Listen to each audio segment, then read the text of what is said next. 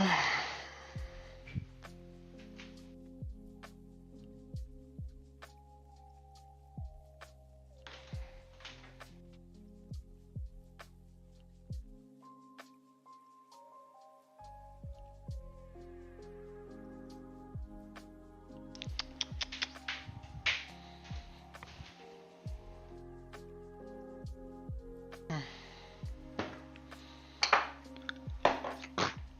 Oh.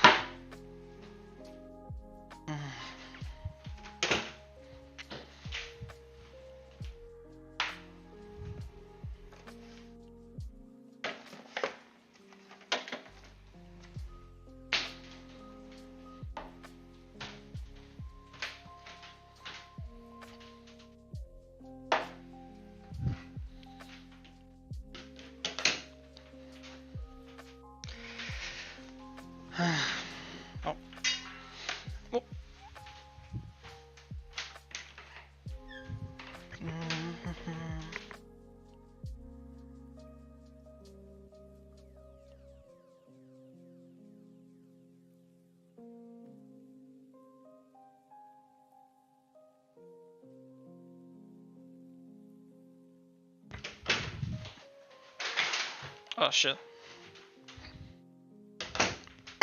Okay. It is time for day 2 of my little Godot experience.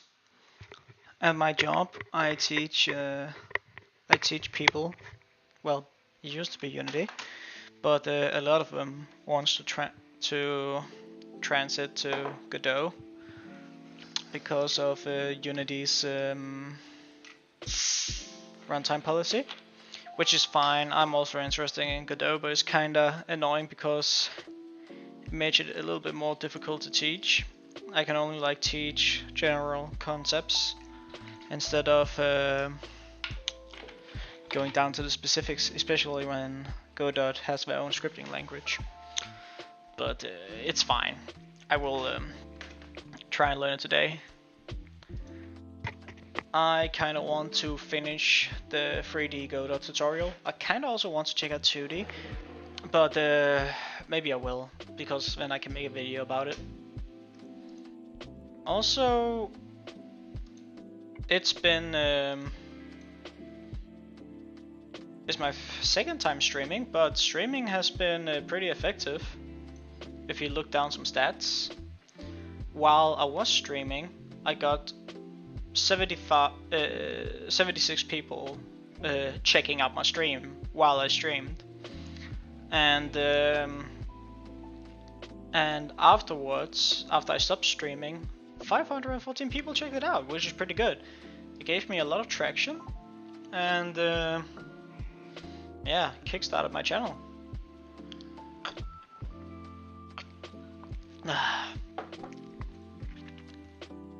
So it's pretty effective. If it wants to go down to my analytics, well, you don't need to see it all. But yeah, what did I do? I did this. This is where I finished last stream. I got to spawning them, but there is something I am a little bit confused on, which is if I start my game, when I block into enemies, they stop moving, which I really don't like, because when I designed the mob,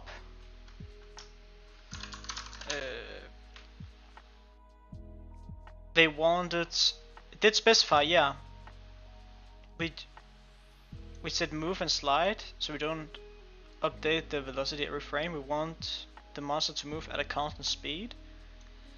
I don't know if it means that even if it collides, then it just stops. I guess that's just how it is. So move and slide means that it will move at a constant rate. It has no deceleration in the Character Body 3D. But if it collides, then it will stop. So maybe it's just is how it is. But yeah, I just gotta continue on with this tutorial right here. I did do this part of the spawning. So now it's time to jump and squash monsters. And I'll just bring it to my second monitor. You don't need to look at that. So yeah.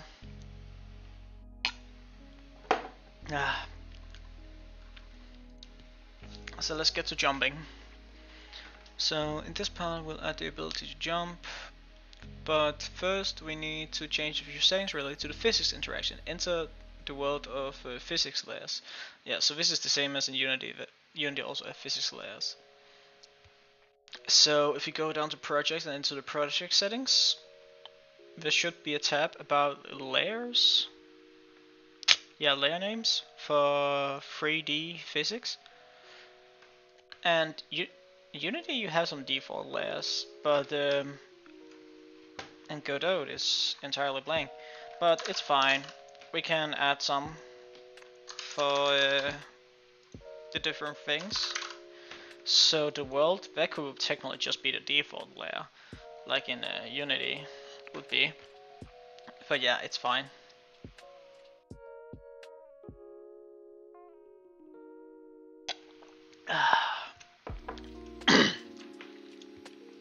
Okay, I'll just minimize, well, just close when you minimize, okay. And if I go to the ground node, can I, oh.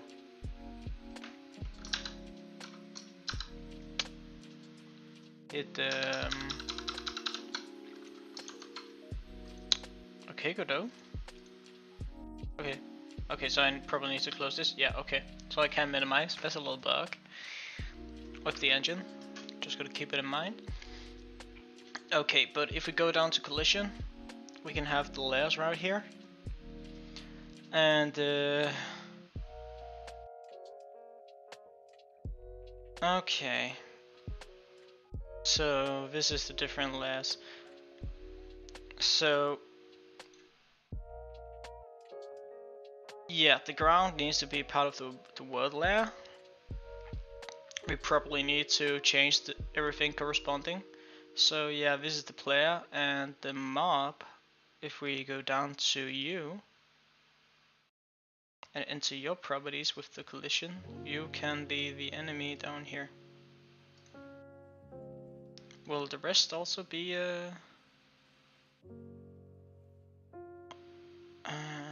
okay, good.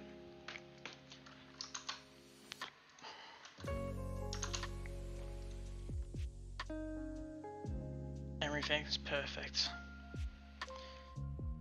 So then we also have the mass property, and the mass property allows a node to listen to the interaction with our physics object, but we don't need it to have collisions. Ground doesn't need to listen to anything, it's just there to prevent creatures from falling. Note that you can click the ... button to the right side of properties to see the list of the named checkboxes. Okay. Like this. Boom. And we just needed to do this, I guess. Oh, no. So yeah, okay, that's much better than doing all of this. That's good. So the player. So this doesn't need to listen to anything, so we just do that, and it is the world.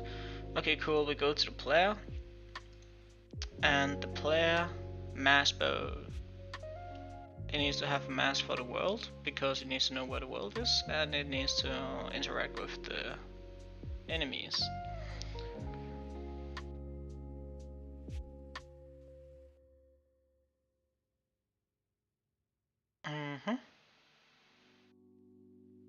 And then open the mob scene by double clicking the mob.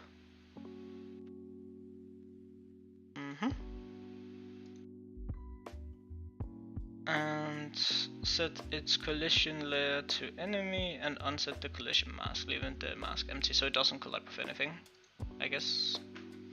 Okay, let's see how this affects the game. Those way, yeah, now we don't collide. And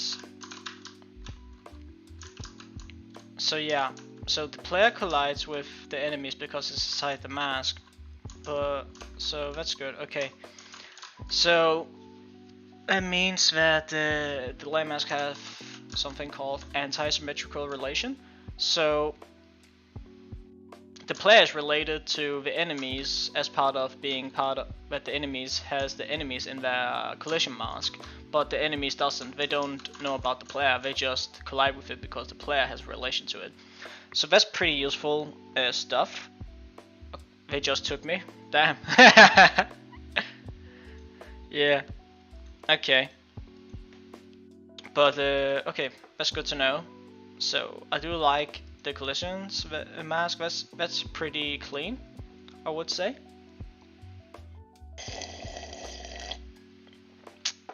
Nice. Okay. But yeah, okay, we have the player right here.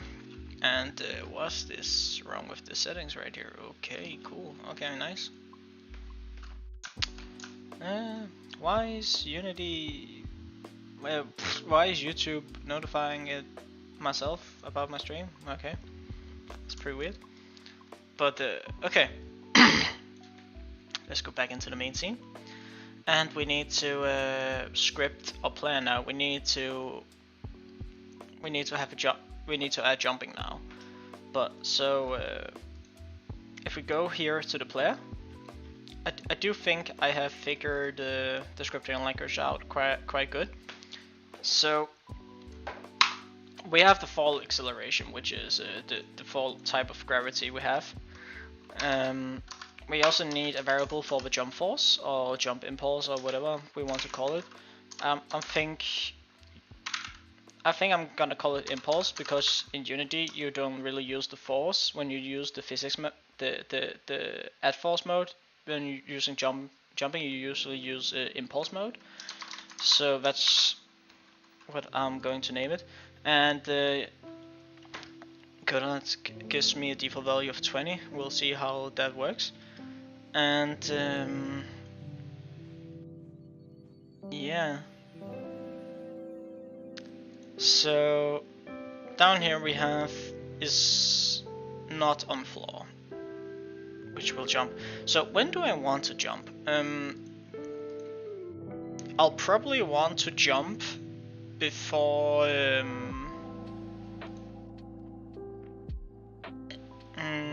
probably doesn't really matter. Well, before this, I'll probably just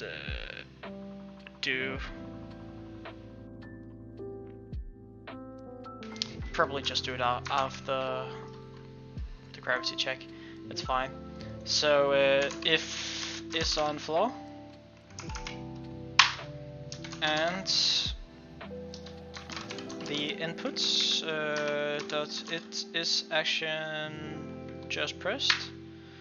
Yeah, I did make the jump. Then we take the target velocity and says that y equals to the jump impulse. So this is pretty neat. So the impulse is the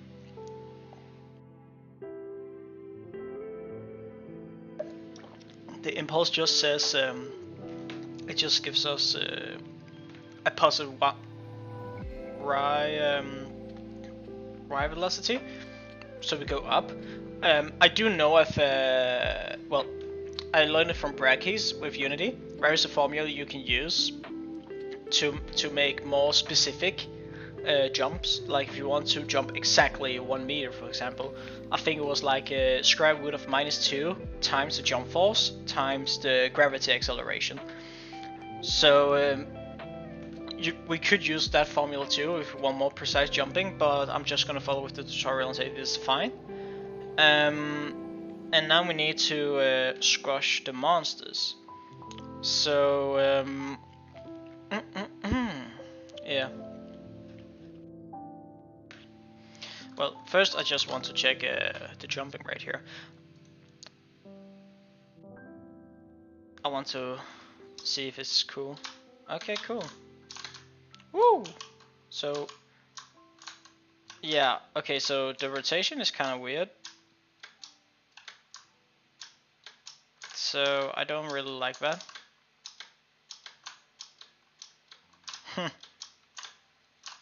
That probably needs to be fixed, in my opinion. Like that.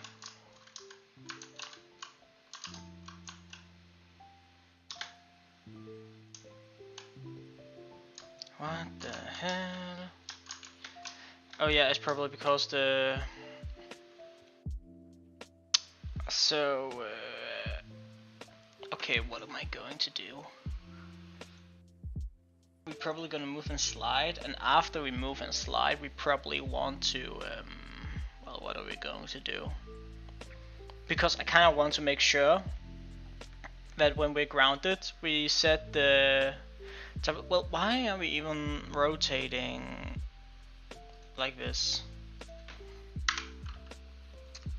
Because we did do it along the x-axis, like... I mean, I can just try and do this, but that doesn't make any sense. Because the result would just be the same. Ooh. Yeah. See, it just does this. So what can I do to fix this?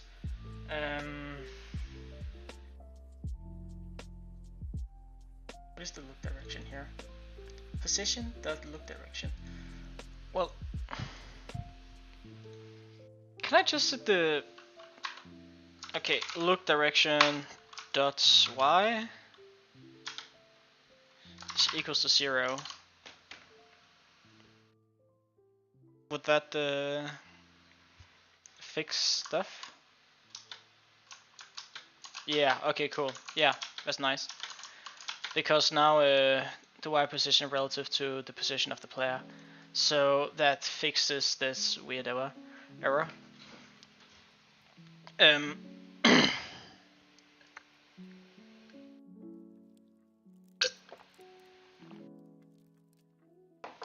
We can either do that, or we can oh, that's not how we comment habits. We can comment this out for a little bit, and we can do another test. So we can also try and check if we are just on the floor. So we can do an how do we do else ifs? Else if just a normal is on floor, then we can just say that the target velocity dot y is equals to 0.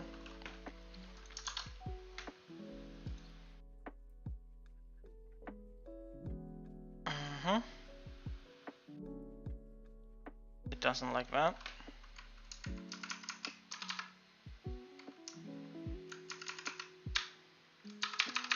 Are you satisfied with this? This? Cool. This could also work just fine. So, oh yeah, this won't work because we only move afterwards. We can try and check it like this maybe. This is like some kind of specific things we're doing right now. It doesn't really need to happen. Like, it's not like I need it, but I do think it's just more smooth. So that's why I try to do it. I also just want to check how it works. Okay, that's cool. That's cool. That's cool. Yeah. Woohoo. Yeah. Oh, this is swag. Fucking flips. Yeah, that's cool. That's cool. I like this. Okay. So, flip like that. Nice. Okay. But then we don't want the look direction to be equals to 0. We just want to do this no matter what the case is.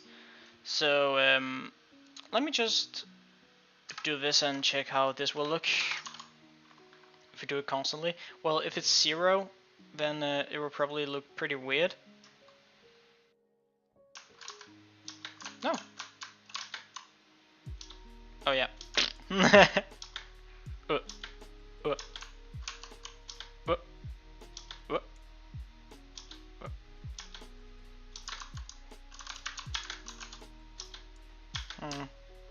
What?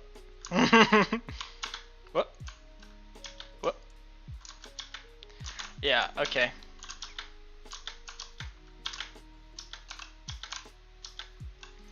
Yeah, we put in the if statement, it looks better like that way. Oh. Oh. Oh. Yeah, okay. So yeah, this looks cool. My version is already way better than the tutorial. So yeah. Okay. But now we want to add the group. So how does that work? Squashing monsters. Let's add the squash mechanic next. We're going to make the character bounce over monsters and kill them at the same time. We need to detect collisions with a monster and differentiate them going from collisions with the floor. To do so, go to group tagging. So it's kind of like a layer mask. Group tagging. Okay. Open the mob scene. Okay, cool. We go to mob scene. Whoop. And we go to node on the mob. And go to groups. This is inside the this is inside the mob. Go to node and we see a list of signals. The node dock has 2 tabs. Signals, which you've already used, and groups, which allows you to assign tags to nodes.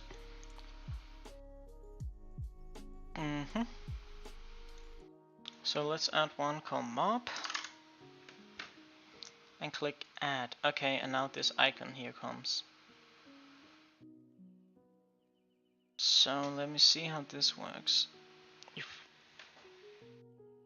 Click to reveal the field, enter a tag. Okay, we can now use the group from the code to distinguish collisions with monsters from collisions with the floor.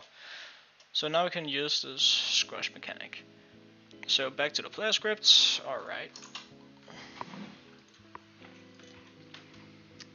We can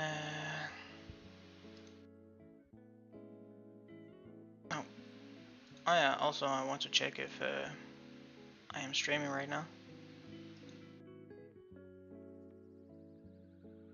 The RM is it's good, it's going good. Okay. So yeah, I can make a bounce impulse. Bounce impulse, which is equals to 16. Oh, I made a semicolon. Habits. Oh, you can actually make semicolons. Okay, that's cool, because that makes things a lot easier for me because I'm so used to them. Well, doesn't matter now. So then after jumping prologue, we added above in the move slide. Godot makes the body move sometimes multiple times in a row to smooth out the character's motion. So we have to loop over all collisions that may have happened. In every iteration of the loop, we check if we landed on a mob. If so, we kill it and bounce. With this code, if no collisions occurred on a given frame, the loop won't run. So after the jump code here, alright, we make this loop. So we make a loop for each loop. So for each loop of this index in a range, and the range will be get slide collision count. Cool. Then we store the collision by getting the slide collision at the index. And if there is no collider, then by saying it's equals to null. If there is no collider, then we just continue. But if there is a collider for a mob, so in collision dot get collider, then we can check is in is in group.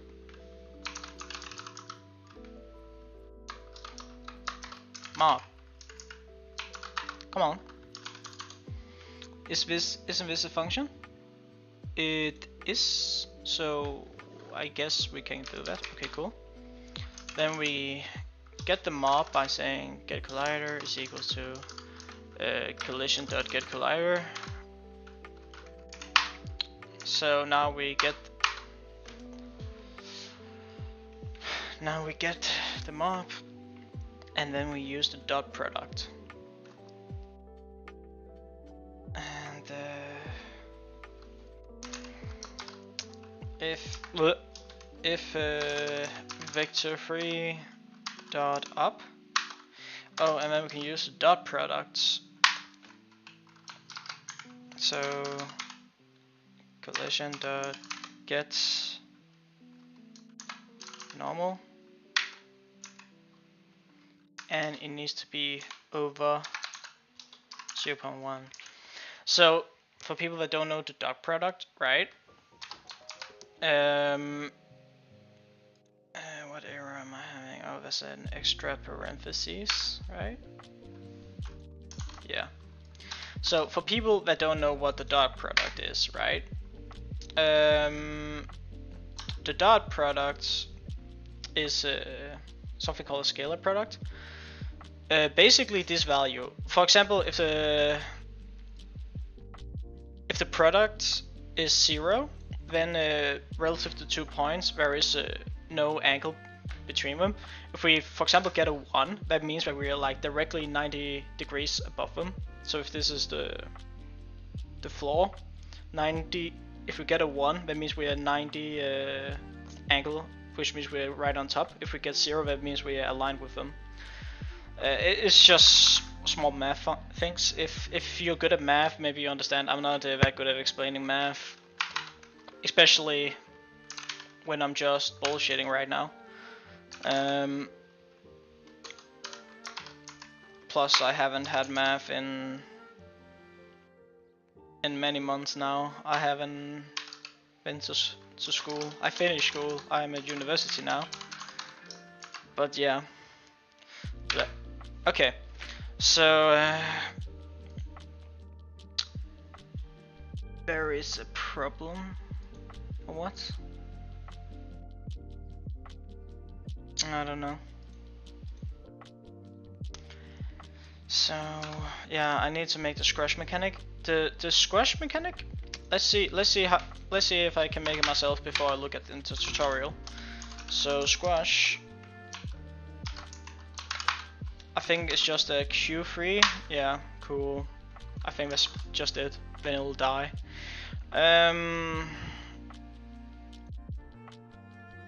Yeah, I think that's it. Okay, let me check the code inside the tutorial. Oh, there's a signal called squashed. Okay, I see.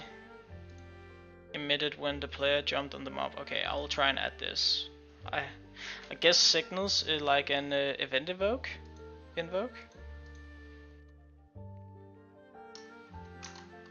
So let me try this.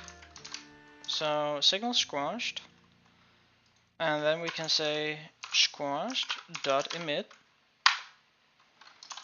So then it will probably send an event that says that this has happened, we have squashed something, and then we can have a listener later on saying, okay, something got squashed, add a point. That's cool, because then we don't need to add the point inside in the mob code, we can just do it with a listener listening to the signal.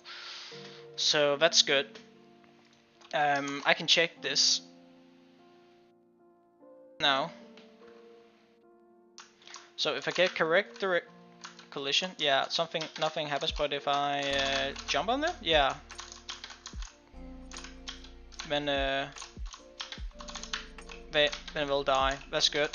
That's good. It works pretty nicely.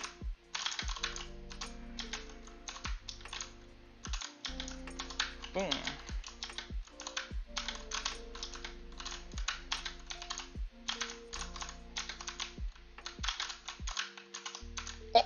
Oh, that was a good combo. I could make a combo range like this. That would be pretty cool. So if I hit multiples, I get like a combo.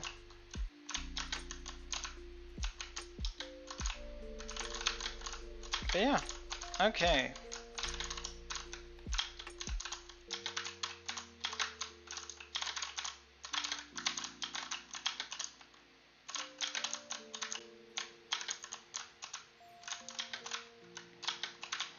Damn, I'm fucking good at this.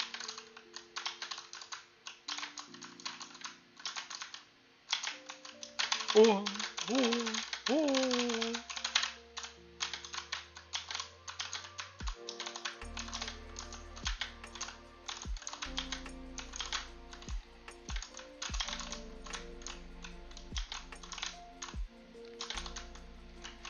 Okay, cool.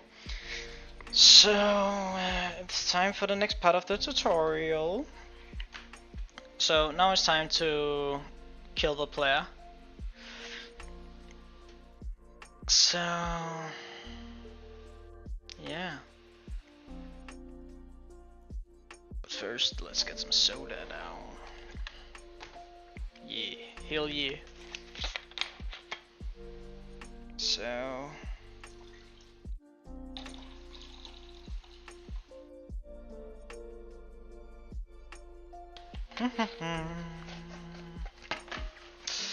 put this in the trash.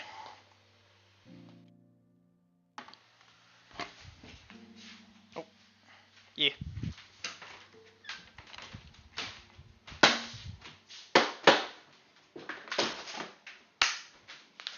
I also need to make some dinner soon. Maybe in an hour or two.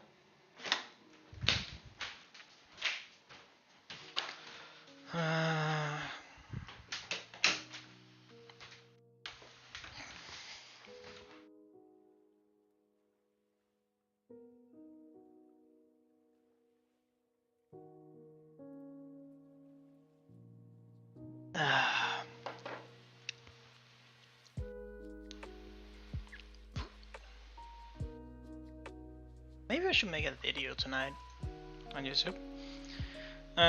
Maybe about my thoughts about Godot.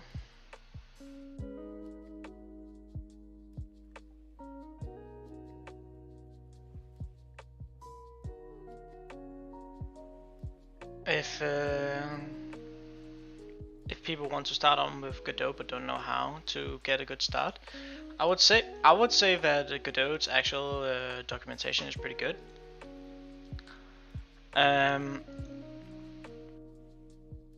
So maybe just keep going with that. But yeah, anyway, let's do this player thing. I also like the little visualizer right here, is pretty cute. But yeah, killing the player. We kill enemies by jumping on them, but the player still can't die. Let's fix this. Yeah, let's implement death. Oh, Jay Heim, are you using GD script or C Sharp? Hi, Godot is better than Unity. I mean, Godot has pretty good documentation compared to Unity, but still Unity is more popular. But it is quite easy to use if you if you put your mind into it. It is pretty simple and minimalistic. I did play around it with a little bit, I think 2 days ago, for like 2 hours on my last stream, and I made this out from the Godot tutorial on 3D on their main page. I could just put it on right here. It's part of the official Godot documentation. I did make my own small edits, like I made the character more smooth or whatever. But I wouldn't say necessarily that Godot is better. I mean, Unity has been out for longer and has more features than Godot. But Godot is faster to develop in. I have heard that it has a few performance issues, but if you're a solo developer, that probably won't really affect you that much, because you're probably not gonna make a game that's gonna like test the limits of what Godot is able to do with its 2D or 3D render pipeline. So if you want an easy engine where you can quickly prototype with or just make games with, I would say Godot is a pretty good alternative to Unity, because Unity, it takes time to compile, it takes time to build. In Godot, things is pretty fast when you develop. You can get things done very quickly. Like if I write some code, like if I just make a new variable for my player, if I did that in Unity, just make a new variable, it will like probably take like 5 seconds to recompile. But see, I just said Control S and it compiled instantly. It's pretty fast, but that's because Godot is pretty minimalistic. It's very lightweight, and lightweight software feels really good to use. So maybe if you give Godot a try, you will probably like it a lot. But it is not more powerful than Unity in terms of what it can do. But for a solo or indie developer studio, Godot probably fills the requirements that you need. And also it's open source, so you can pretty much customize most things that you want to do. If you have something niche that you want to make, you can totally do that in Godot, since it's open source. You can just go and change the source code if you fork the project.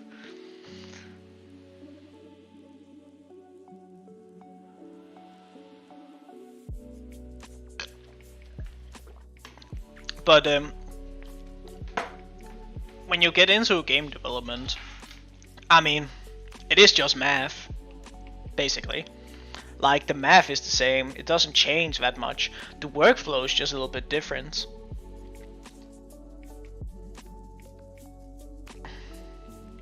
So, like VS Code, V versus Studio performance wise? What? Can you rephrase that sentence, please? Jhaim? Can you rephrase that? So like versus code. Oh, code versus studio perform. Code versus. Can you please rephrase it? I don't really get the sentence. Looks kind of broken to me. I'm not a native speaker in English. I'm Danish, so maybe I'm just stupid. I don't know. But you can rephrase that, please. That would be pretty nice. And I'm just gonna put that in.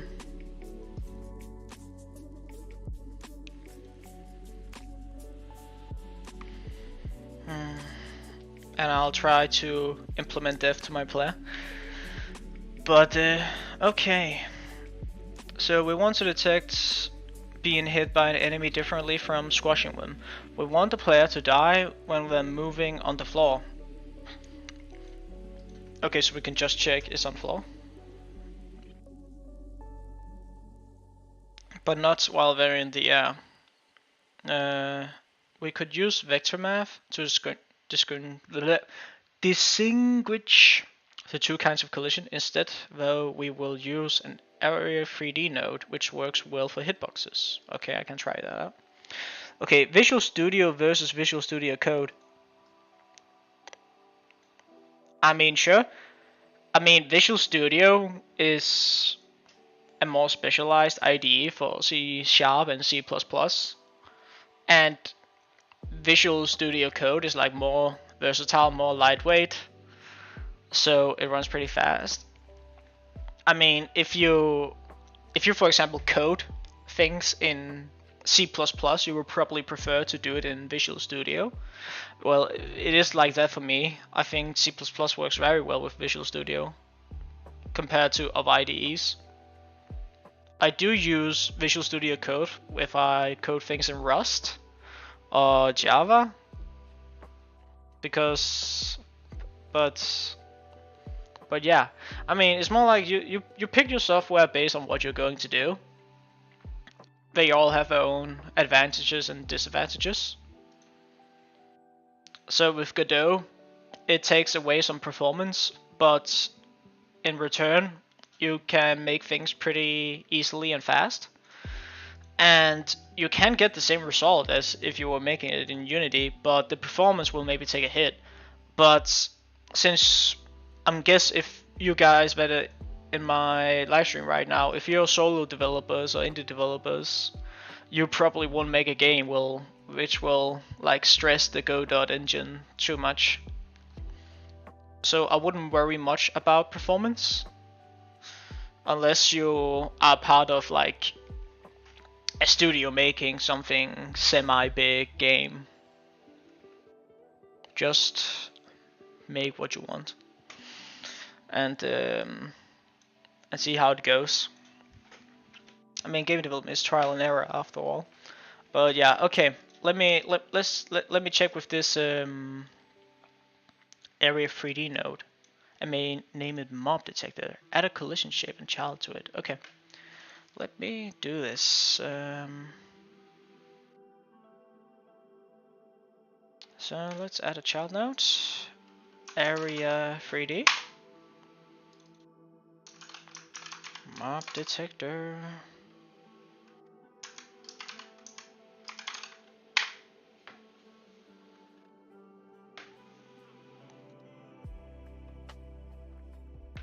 And we got the collision shape 3D.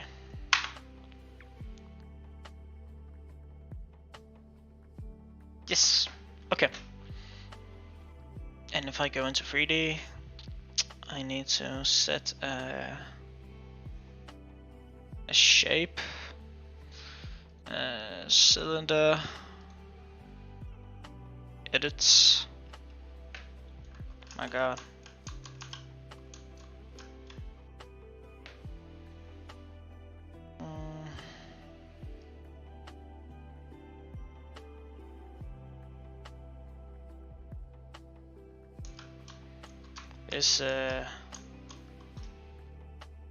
Let me give this a little bit more radius.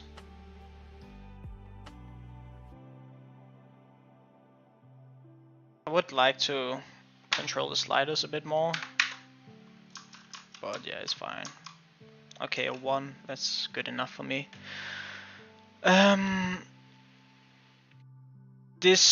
Okay, so here is the trick you can use to make collisions only happen when the player is on the ground or close to it.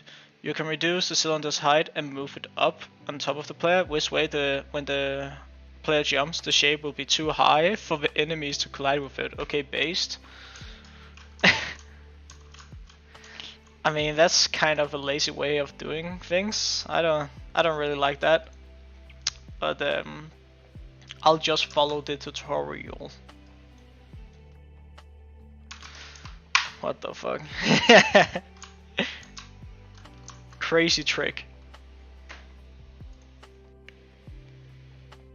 Okay.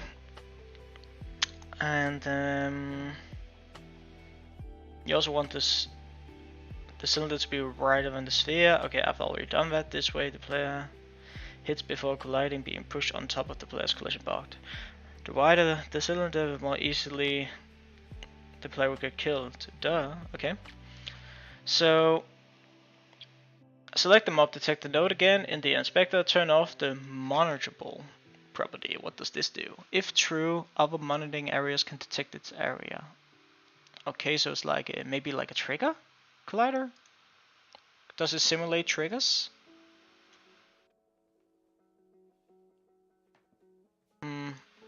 I don't know. Maybe. Yeah, I'm just moving the collider is what the tutorial tells me to do. I'll just listen to the tutorial. It's not like I'm making a big game out of this.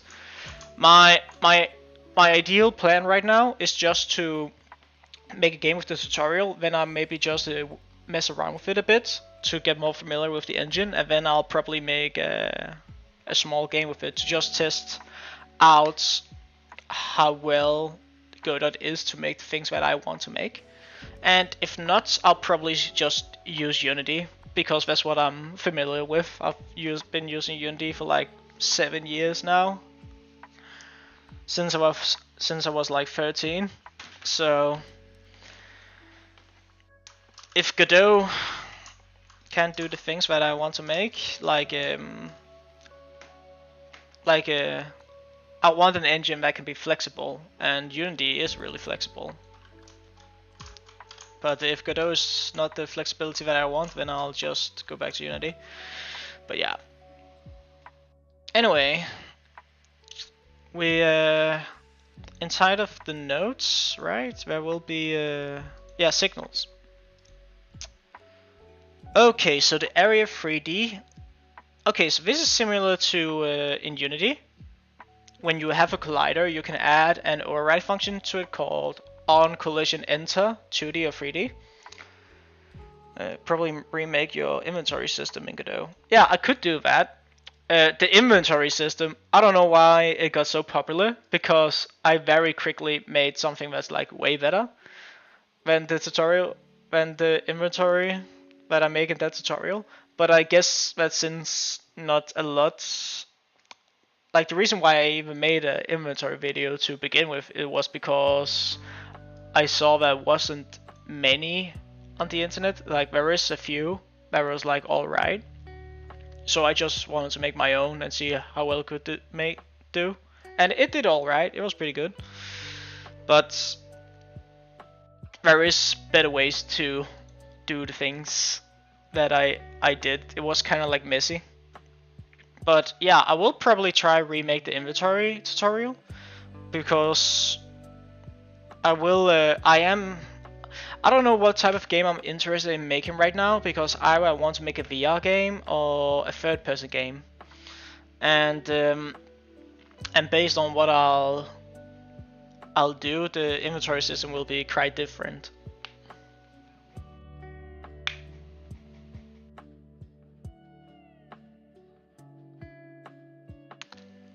But yeah, it's fine. Well, let's add a function to this. So a body entered. Okay, so there's area entered and body entered. So the body is probably just the collider itself, and the area is something with the area node. So small way to differentiate it. So yeah,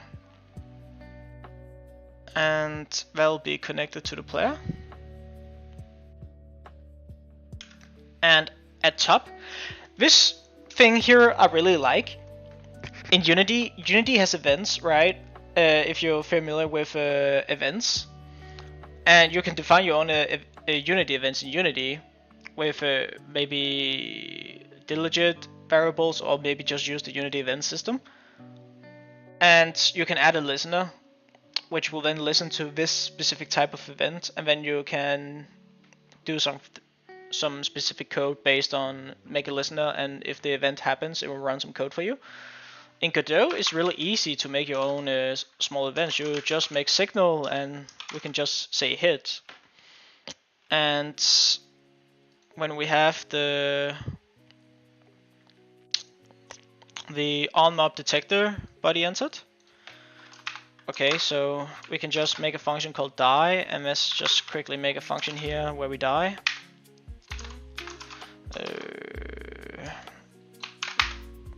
We can just say the hit.emits, which will then tell that this event has happened.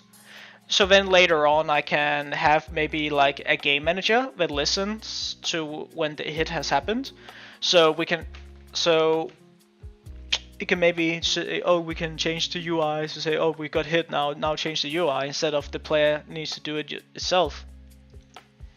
It's a good way to make your code clean, because then instead of making the player itself maybe change the UI or whatever, we just emit a signal, an event, and then we can have a game manager do the rest for us. So then you can split up the code into something that's more digestible.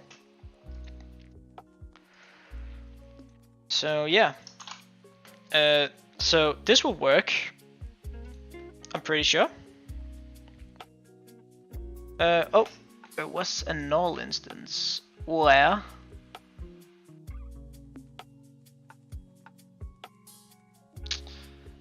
try the game by pressing F5. Is everything set up correctly? The character should die when an enemy runs into it.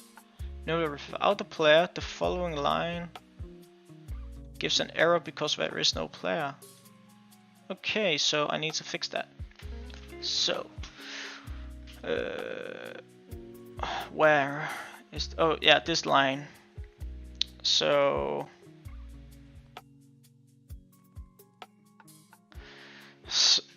if the player dies, this function will give, this line of code will give me an error.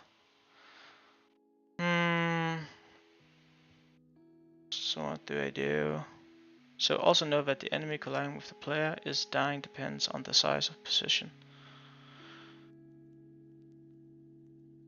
Don't I need to check for which type of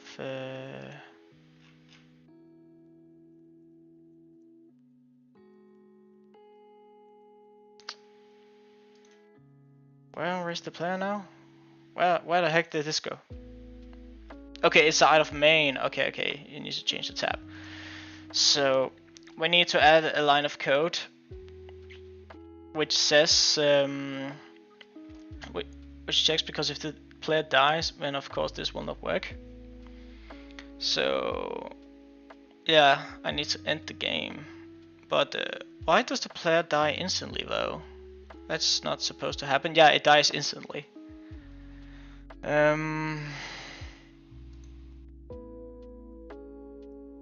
Well, that's wrong. It shouldn't die instantly. So, did I set up some settings wrong? I mean, I can just try and set this collision a little bit too high. Let me just see if this is a problem. So if I get this higher, what the hell? Okay. So what is the problem?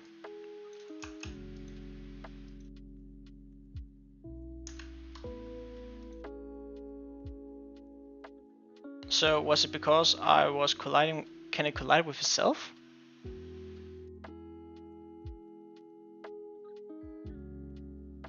Oh yeah, I can. So we don't want to. We only wanted to check for enemies, right? Oh well, this is part of the player layer, but the mask needs to be set for enemies, right? That is the small mistake here. So let me just put that down a little bit.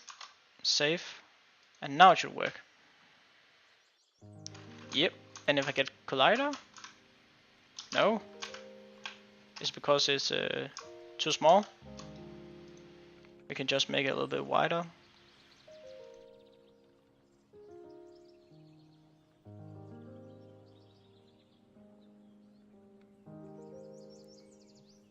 Okay, cool. And maybe a little bit smaller. And let's check now. Die. No? No? Okay. Why are you bitching?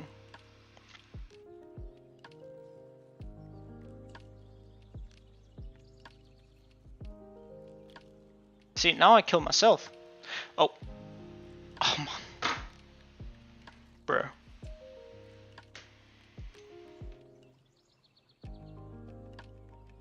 A good thing with Godot is fast. Yeah, Godot has his own layer, but you need to set them up yourself. There isn't default layers. So right here we have layer names for 3D physics. There's also layers for navigation and also rendering.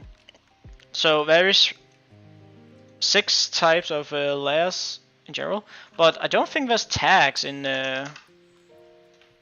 There isn't a concept of tags in Godot, which is fine. I think tags is something that's Unity specific. Other game engines don't do it. Most game engines just use layers.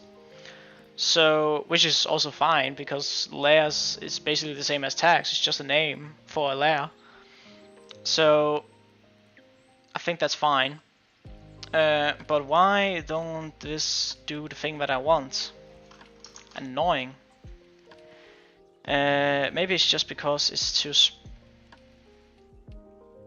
small. It should just do Okay, now it works. Okay, good.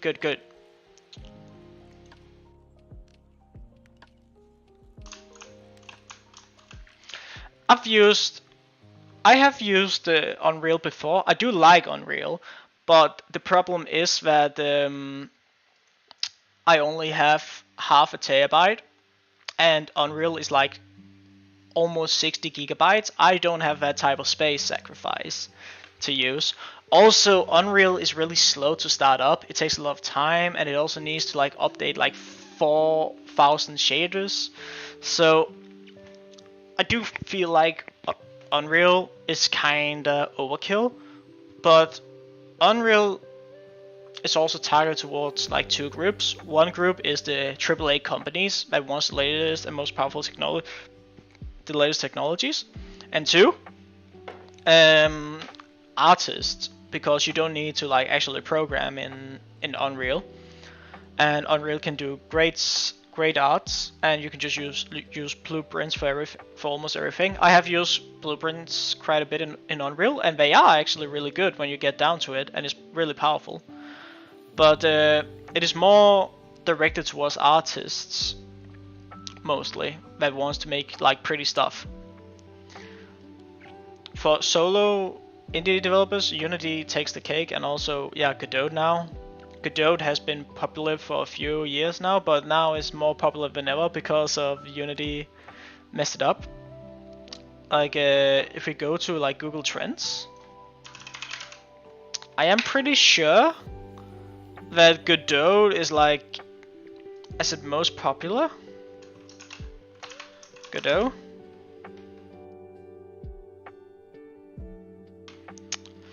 And then we just take last 5 years. Yeah. Godot is really popular now because of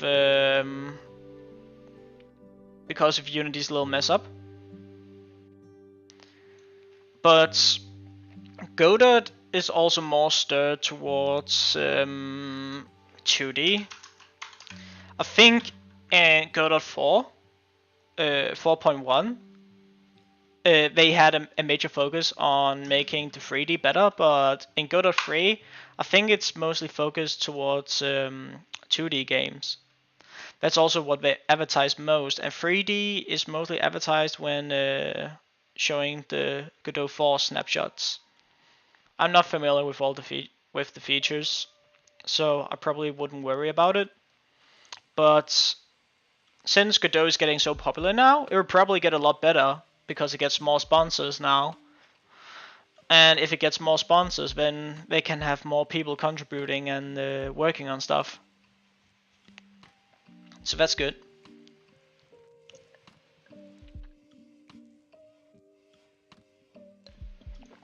They also do have tutorials, like all of these.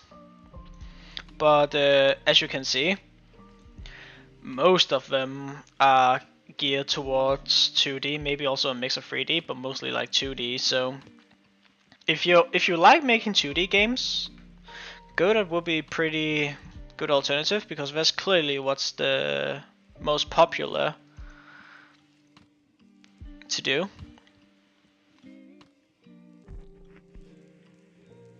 So yeah,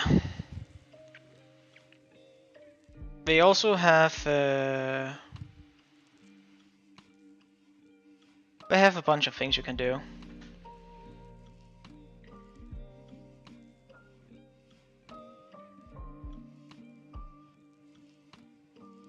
Yeah, probably.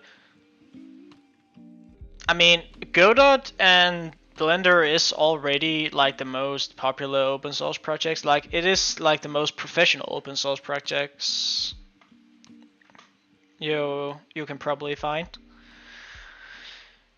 So it will probably take off, especially if it's so popular now. But many people have talked about like performance issues, but I still wouldn't really worry about it, because I do feel like it's mostly just the AAA companies that's like pushing the limits on what game engines can do, or maybe they're just really bad at optimizing, or a bit of both. Like, if you get performance issues, it's probably mostly your own fault. I think, because there's always a way to do things with better performance. I do have a 2D game idea. I will make it in Godot, since I finished this project in Unity. Yeah, that would be pretty good. I mean, the only problem I have with the 2D of Godot, if I'm pretty sure, let me just see if I can get an example.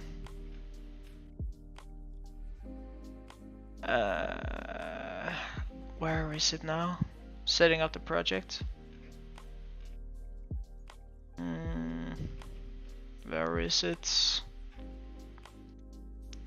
Like, I was pretty sure with that 2D Godot, the way they position things is in pixel coordinates. I do think that's pretty weird. I don't really like that. We can just find out right now. If I go into 2D, oh well, maybe let me make a new project. Then we can just check it out.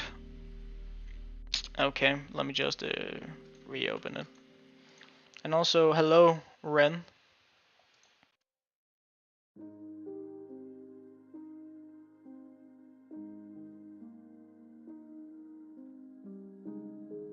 Yeah, but the performance issue they talking about is something that has been from years ago.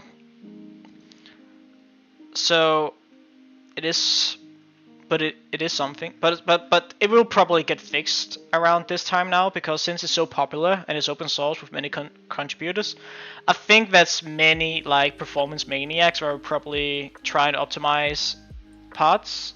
So Godot will probably have a big optimization update at some point. So it's probably going to be alright, I don't really know. I mean, again, don't think too much about it, just make your game. Yeah. But I'll put this on my second monitor again. But yeah, okay. So this works now. Can I also squash? Yeah. I'll probably put the collider just a little bit more above.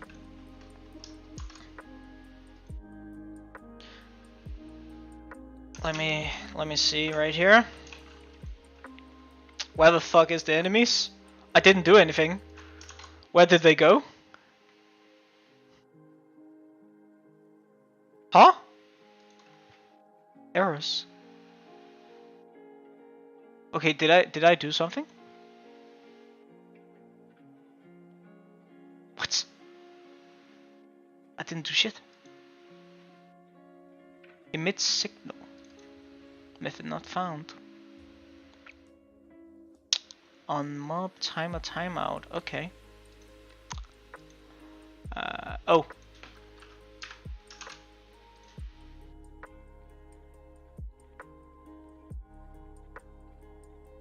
Weird. I just want to check the collisions. Oh. Okay, this seems smooth. Will I die if I go directly into him? No? Man, this collider.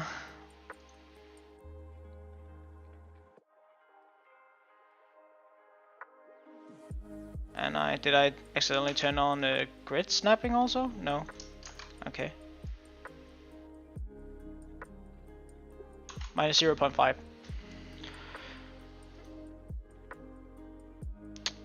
Why are you not using C Sharp? The reason why I'm not using C Sharp is because even though I am more familiar with C Sharp, GD script is native with the engine, which will technically make it compile faster. Because since they made their own scripting language that's integrated directly into the engine, it will be faster than the C Sharp, I do think, and it's also fine. Like it does its job. Damn, I'm bad. I suck. And also, if it's what's recommended, and when you also make scripting for game engines, like Godot use a library called Mono, which integrates C Sharp code with C++, and you need to actually make the scripting features yourself when you implement scripting to a game engine, and the C Sharp scripting is just not as developed as GD script, so it's probably just a tiny bit more flexible. And it's what's made for the game engine, so it is how it is. And also the syntax is pretty simple. Well, I do prefer the C Sharp syntax, but I can wrap my head around it. But yeah, I would say this is fine. We can die now. I will probably, when I'm done with the tutorial, I will make my own changes to how this works. But yeah, I'll fix this error right now. So since we can kill the player now, where was it now that I did that? I killed the player here from this hit signal. So now I want to make some code that says, okay, the hit signal happened. Let's make sure we can make sure we don't try to spawn things now, so we don't get that stupid fucking error. So we add the signal on the player. So if you go into this right here, go into the player. See, now we have our own custom signal what we can use, and let's just link it up. Not with the player. Doesn't it need to be? Doesn't it need? It needs to be linked with the main, right? Because that's where the mob timer. Well, we can also just do it. Yeah, we do it inside the player. It's fine. So on hits,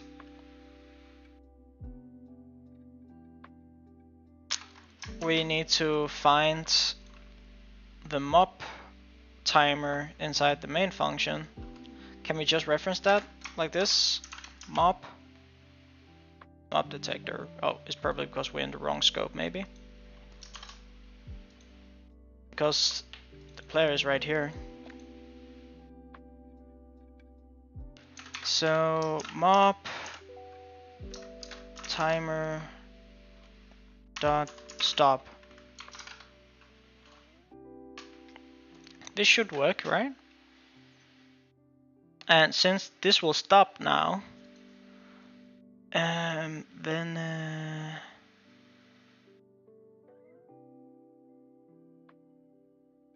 no, I feel like something's wrong. Don't this need to be linked up to the? Let's try. Okay, now it's linked up to the player. Let's just see if it works. If not, I'll try to link it up with just the main node itself, because I'm pretty sure that will work.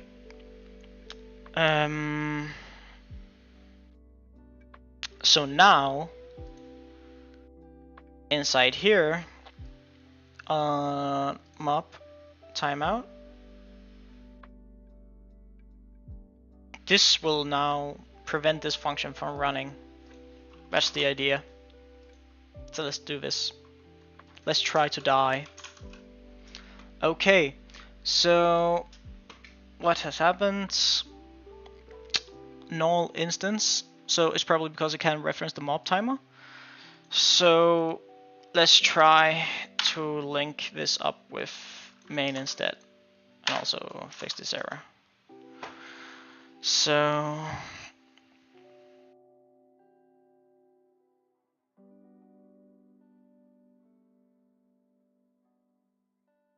connect this to main like this. Good.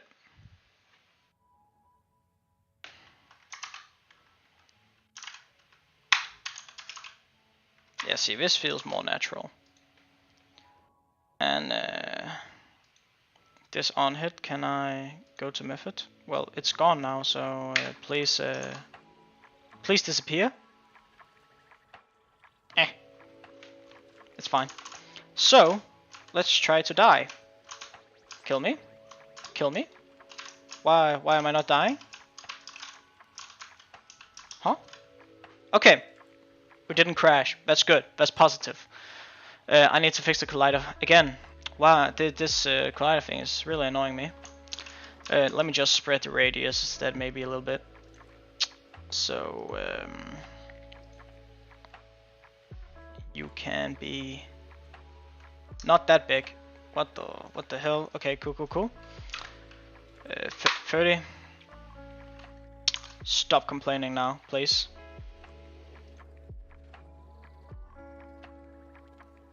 Okay. That's good. And now if I try to jump on something. Okay, cool. I just need to be effective. Oh. Oh. Oh. Oh. Okay, maybe not that effective.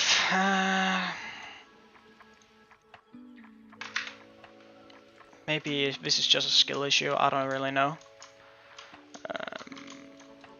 Oh, maybe I can turn you down just a little bit.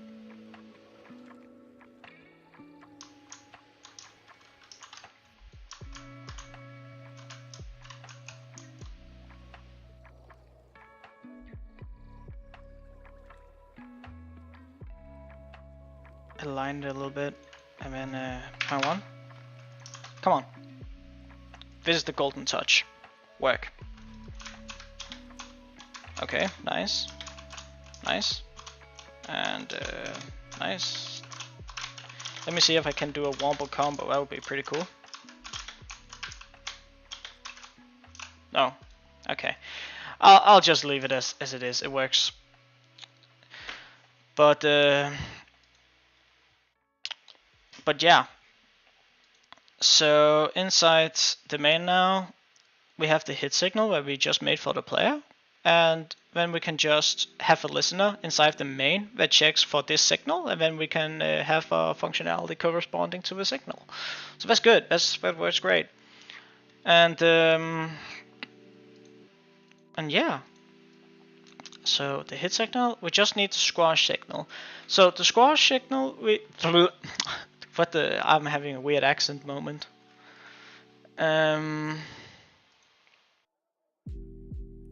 So we just need to have some listener for the squash signal so we can get some points.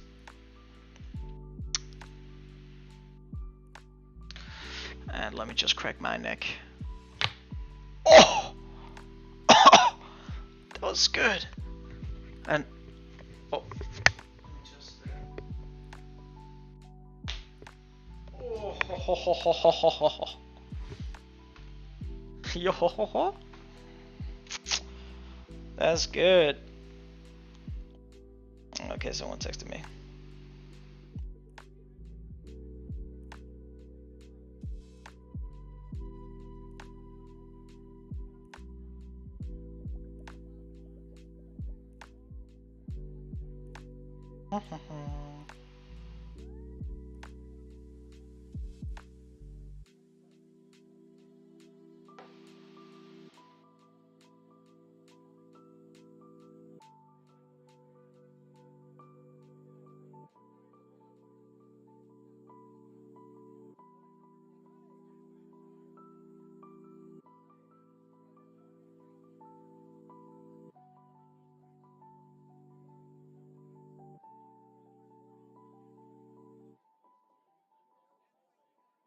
Yeah, it was a good crack.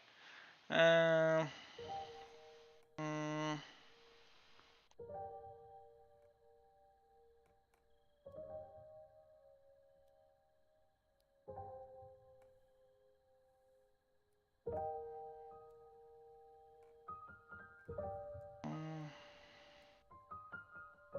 it may be like an hour. I need to make some dinner.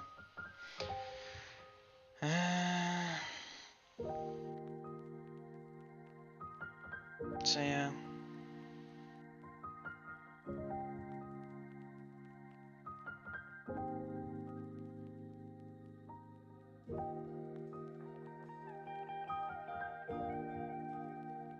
I do, is this, am I getting to the point? Godot has the best UI system, better than Unity? Well, Unity's UI system has never been good. To begin with.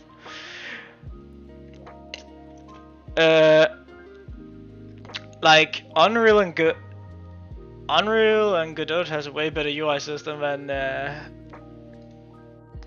than Unity's.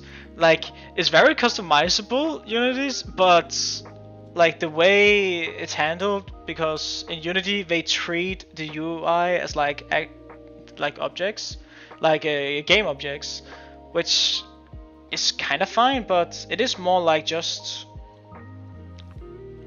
the UI could technically just be a big scrap with like shaders and all. But yeah, I am getting to the UI part now of Godot, and I'm looking forward to it because I do like messing around with UI. As maybe you can see, I have made a video about a slider that I made before.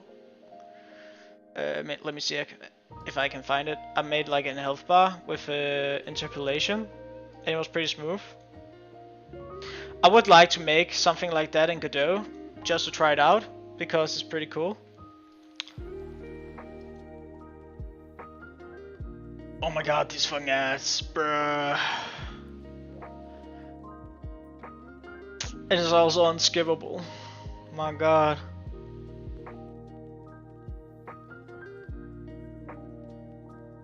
Let me just pull it up. Like, I would really like to try and remake. Oh my fucking god! Click. Okay, I would like to like remake this health bar slider in Godot. I think that would be like a good exercise. Since it's not like a good slider, but it's a decent slider. So I would probably like to do that. But yeah, I need to get something to drink. I'm glass empty. Stay hydrated. But yeah.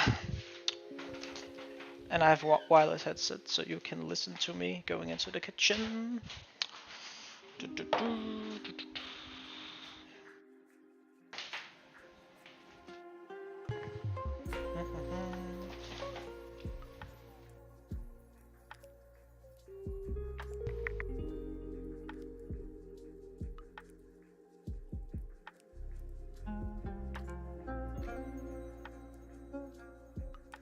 Bum bum bum.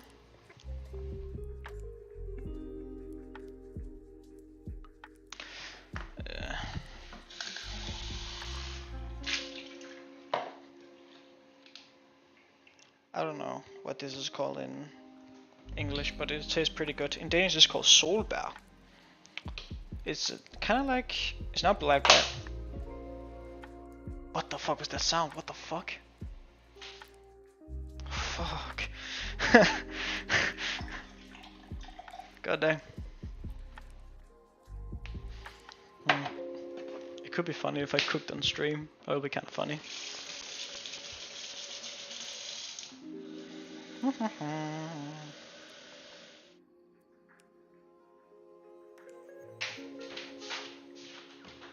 Okay. I like that I might use that. You feel free to use it if you want. I mean,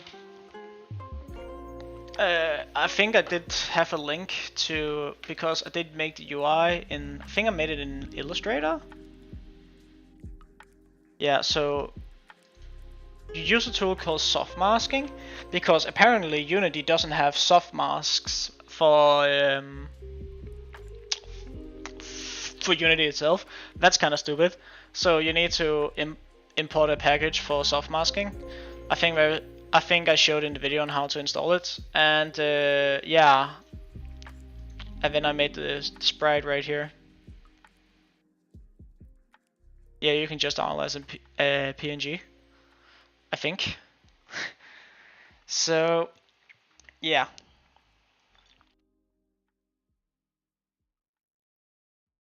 You can try and do that. I got a notification. Oh my god, new subscriber, let's go.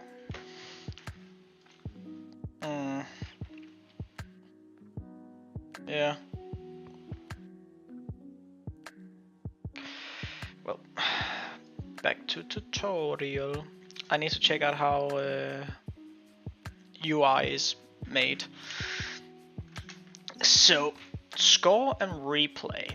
In this part, we'll add the score, music playback, and the ability to restart the game. Cool. So, we have to keep track of the current score in a variable and display it on the screen using a minimal interface. We will use a text label to do that. In the main scene, add a new child node called control to the main. Okay, so this is the control of the canvas. I've seen people make open source software using Godot, which is actually better than Godot, lol. Like this whole game engine called RPG in a box made in Godot. I mean, yeah, that makes sense. I mean, people can just fork Godot and make specialized game engines.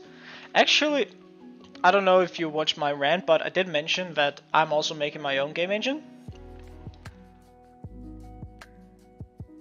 Good timing, right? When Unity is burning itself to the ground. I mean, it's my first time making a game engine, but I'm proud of the progress. It is a learning experience. I think it's, yeah, I call it Bento engine. I'm just gonna show it off a bit because I'm really proud of it. I worked on it for a little over a month now, and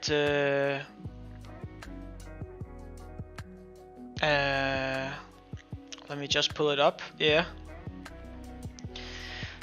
my next step into the game engine, I have like a bunch of base functionality, and I also technically have scripting, but only in C++, and you can't script while the game engine is running.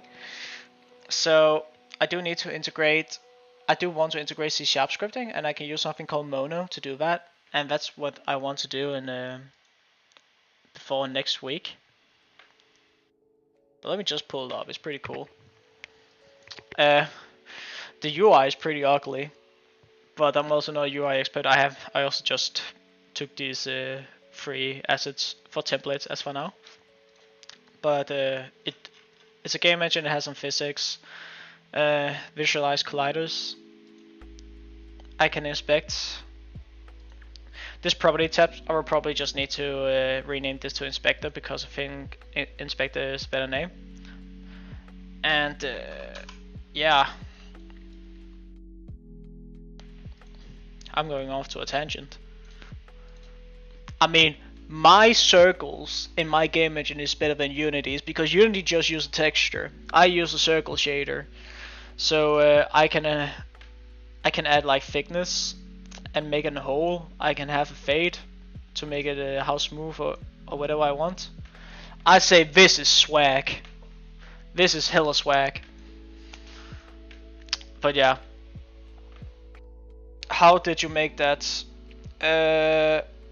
Well, I did it by using a lot of Googling. I started off using this website here. I started off using this website here called Learn OpenGL. It doesn't teach you how to make a game engine, but it does teach you how to make graphics programming. And OpenGL is the easiest one to make. I am using OpenGL as for now, but I will. I am thinking about using Vulkan. Actually, the shaders I'm using is a shader for Vulkan specifically. But the reason why I use Vulkan shaders, for even though it's OpenGL I use, is because Vulkan has a tool called SpurV, and SpurV can take a compiler. It can take a Vulkan shader and compile it for a shader for different graphics APIs. So it can take a Vulkan shader and compile it into an OpenGL shader, which I am doing right here. But it can also compile into DirectX for like Windows application or Metal. I don't know if it can do for Metal, but it would be cool. So Vulkan is pretty smart, but I should also just use Vulkan because Vulkan is faster and it's also multi-platform. Another good source, and this is how I actually came into doing the game engine stuff. I've been following this tutorial guide from something called the Cherno. He's like really good at also the C++. I learned my C++ from him, from his C++ series. But he has like a 100+ video on like game engines and how he's making his own. At the beginning, he's like teaching you and going through code line by line, teaching you like the base concepts, and later on he just goes to a drawing board and starts. It's a really good learning experience, but he's only focusing on like 2D game engine for free, and he made C# scripting. After the C# scripting, I need to deviate for the things that I want to do. I will make like my own things. I do want to make some UI to make easy animations. I also think there is a tab here for animations on this website, so I can learn a little bit about animations. Otherwise, I just find websites to read on it. There's also text rendering. I probably need to actually learn about that. Text rasterization. That will probably be pretty useful. Yeah, I need to read this at some point. Because text is just a square, and then you use a shader which will then render the text. But I haven't learned that much about it. So I probably need to have a wrap up. Yeah, see, it just makes the bunch of squares, and then the squares will get change the alpha and actually make the letters. So I do need to read on about this, but this is for OpenGL, so it will take some time before I transition to Vulkan, because I just want to learn all of the concepts in OpenGL because OpenGL is so easy to use, and after that I will try and use Vulkan for the rest. It takes some time to do, but I'm not an expert. I am still learning, but I have learned about a bunch of tricks. It's pretty cool. If you want, I can give an update on it when I work more on it and see how it is. But yeah. Yeah, I also have a saving system in it. It's pretty nice. I'll probably have to check that on my upper screen. Give me just a second. Boop. Pull up. Oh, someone is at it. Someone is texting me. I was just a dumb at everyone, bruh.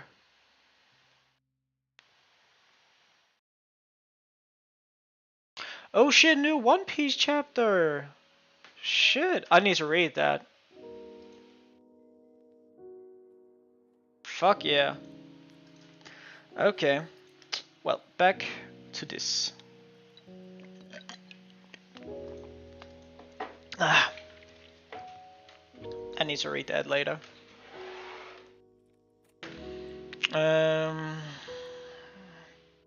Boom. Back to tutorial. So yeah, okay, so there's this control node, and the control works like, I guess this is how, the control is basically like a canvas, just like in Unity. So yeah, I'll go back into my main. Do anyone here read One Piece? Or at least watch it?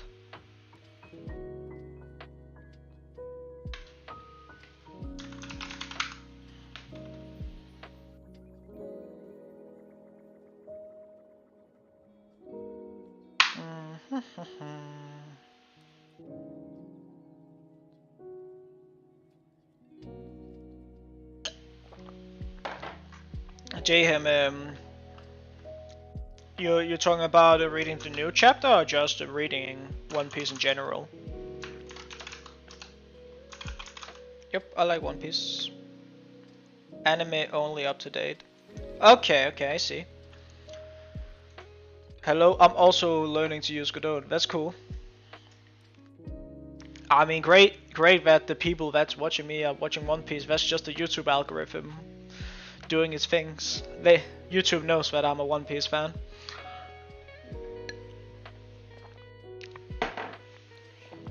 But yeah.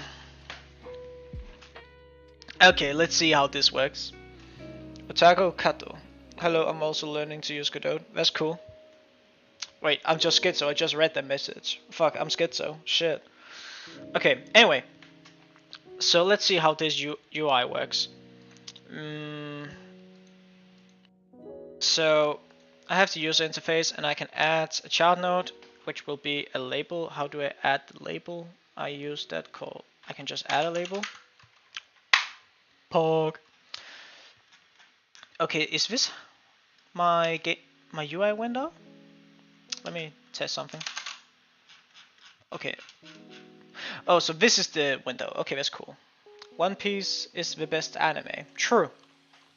True. It is my favorite anime too.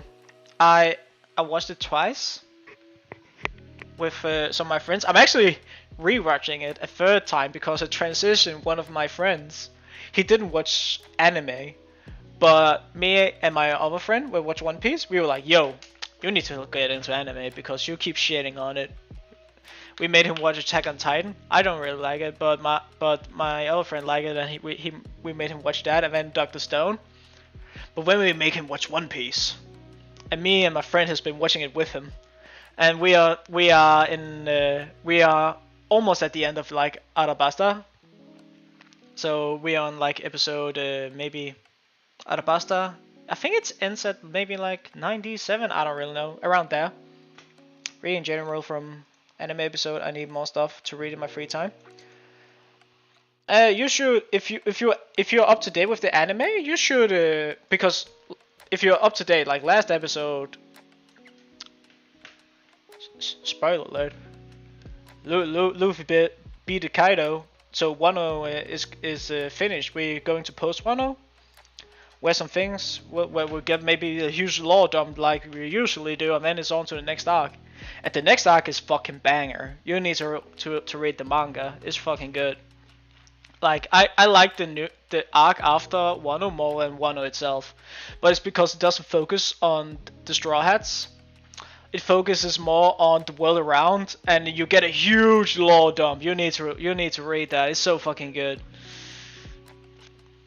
I'm not gonna spoil what the lore is if people don't know, but it's so fucking good, yeah. Okay, so so this is some very small UI. How can I yeah, the animation sculpt here. Yeah, like episode. Okay, the UI's up there. Okay, looks good. Yeah, like the. Oh, I can just use the preview window here, right? No, the preview window doesn't show me the UI. It's fine. Yeah, like the animation in episode 1074 is where Luffy used lightning on Kaido. It had like this fighting sequence for like about 3 minutes non-stop, god tier animation, and it was so fucking smooth. It was so fucking good. Like damn, I liked it so much. They really did give 5 justice in that. A lot of people kind of like turned off in the beginning because they really because when they introduced Gear 5, it really played into it being all goofy and cartoony, which personally I think is fine, but I can't understand that people got turned off about it. But in episode 1074, yeah, they found a good balance between the goofiness of Gear 5, but also like the badass power of Gear 5. It was so fucking cool to look at. Like, if people are still hating on Gear 5 after that, holy fuck. Stupid. So yeah. I've rewatched it 2 times in dub because I got bored waiting on sub, and I like to check out my favorite anime dub version. Like One Punch Man. I actually prefer the dub in that. Fair. I do know the next arc is Egghead arc or something like that. Yeah, it's Egghead Island. No, you should make a new scene tab and make the new control nodes. Then you can inherit that node in your main scene. Oh yeah, so you make a subscene with the UI and then you can instantiate Chalty. The tutorial doesn't tell me to do that, but yeah, I can see that what you said, Ren, makes sense. Yeah. You know what? I'm just gonna do that. So create new scene. UI for user interface.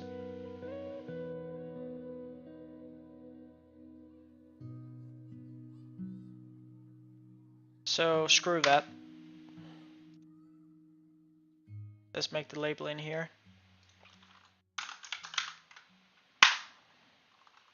Cool. Cool. And then we instantiate the UI scene. Like that. Okay. So if I make a change down here, will it so right now nothing should be displayed. Cool. And if I put a bunch of text here,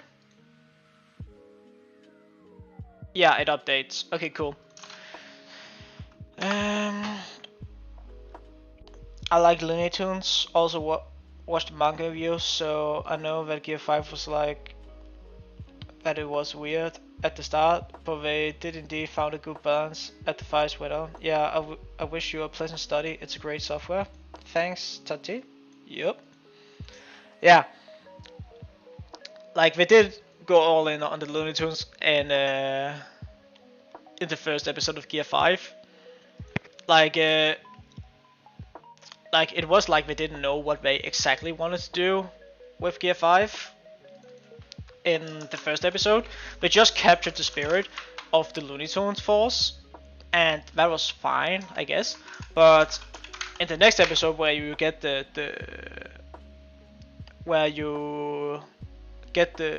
full, I don't remember what the episode name was, but I know it was on episode 1072, where you got almost a full episode of Luffy using Gear 5. It was like really badass.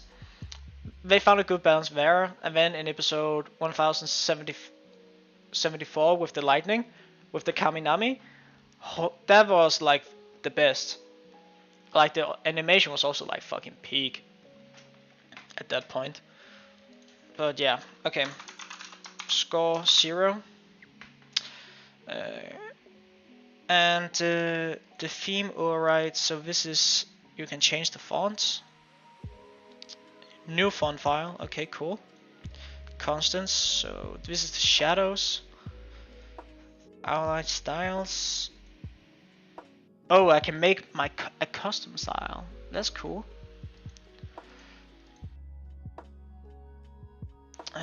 But yeah.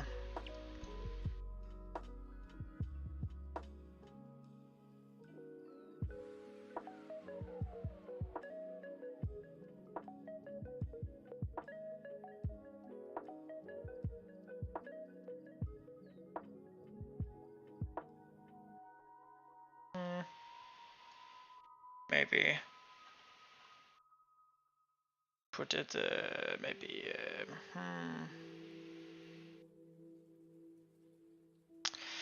oh, what a good place. Yeah, 30 by 20.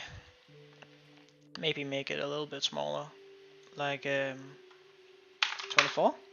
No, maybe 48. Is this a good size? Yeah, sure. And I can make an outline.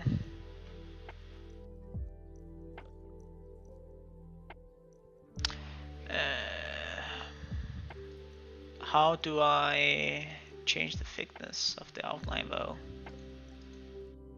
Here.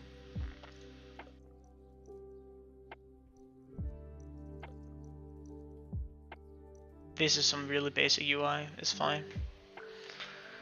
Yeah, cool. So this is the score. Now we want the value. Oh, we can change the theme. Once again, select the user interface node, go to theme. Okay, cool. This is some new things it's gonna show me. Drag down. Go to theme. Click on the theme panel. It gives you a preview on how to build in UI widget will look with your theme resource. Okay.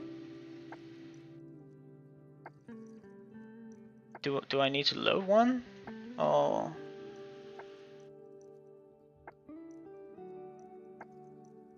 what does it want me to do?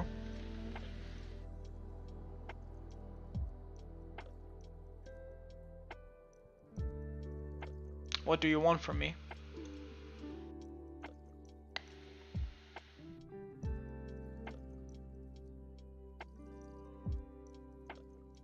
Okay, I have the theme editor.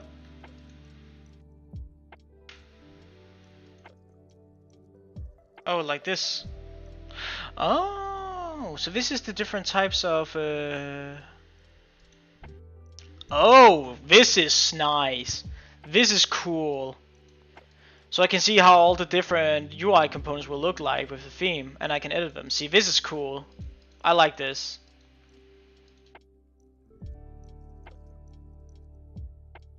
Nice.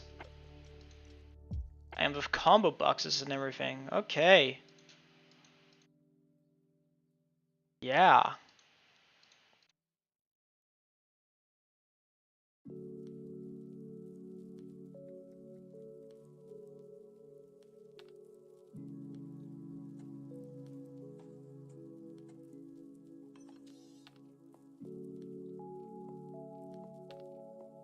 The theme preview. See, this looks really cool.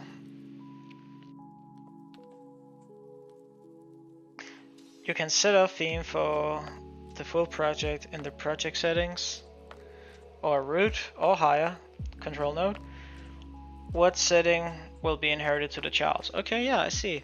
Okay, this is cool. I like this. This is a nice tool for UI.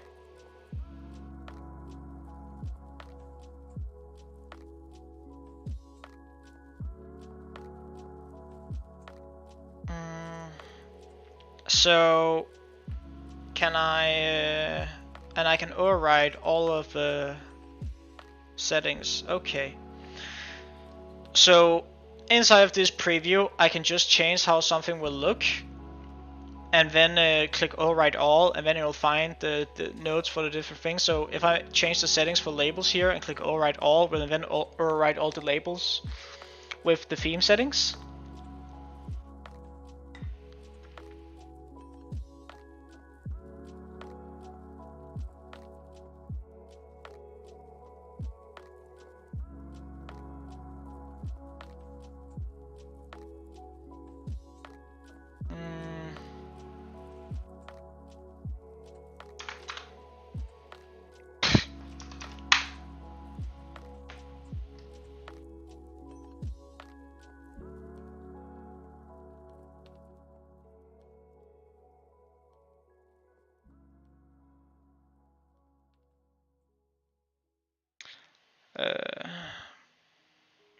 plus icon in the theme editor, you can override a type of controller like label.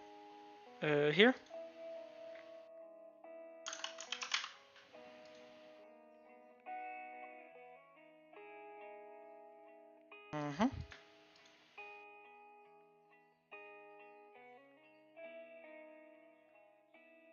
So here are label fonts.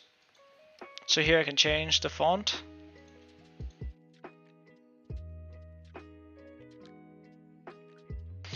Ah. Oh, like this. Okay, cool. So if I change this to reds and click override all.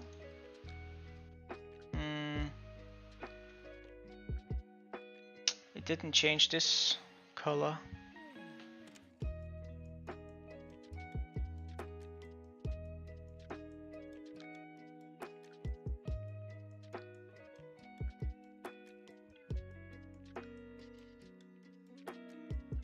So this is how a label is supposed to look. Is it only when I create a new label? This is how it works? No, it's still white.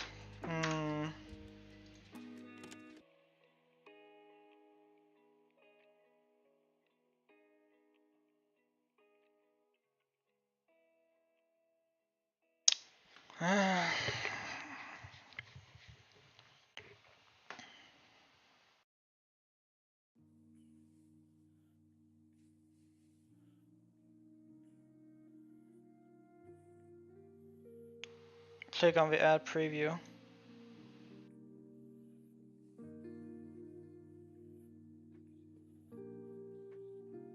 Okay.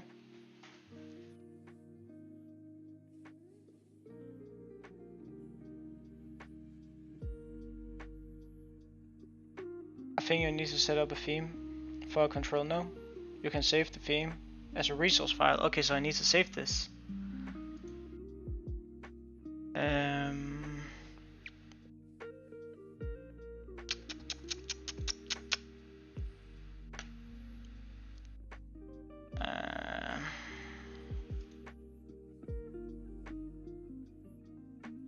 Oh, is it like this? Well, this has the theme here. Or is it this that needs to have the theme?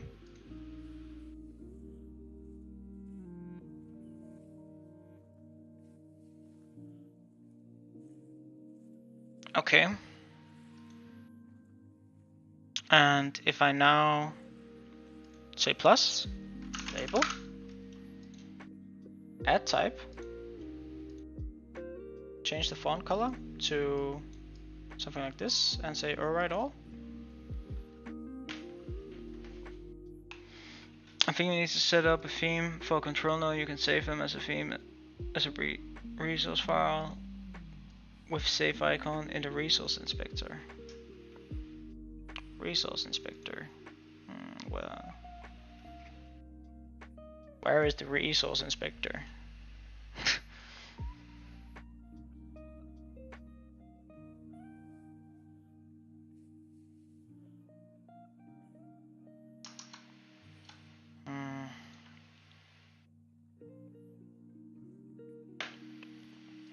I don't want to mess too much with this. Let me check the tutorial. Does the tutorial say something?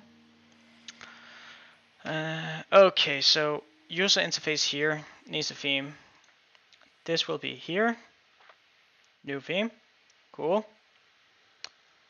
Gives me an overline of all this. Set the default font size to 22.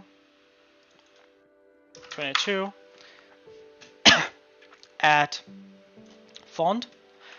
Oh.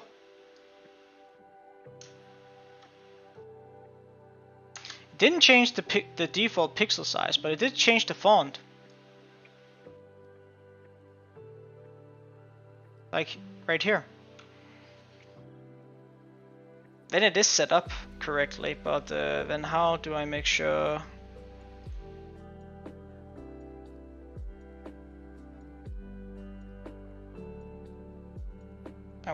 Okay, so I did nothing wrong. I just don't know what I'm doing. Okay, so that's good to know.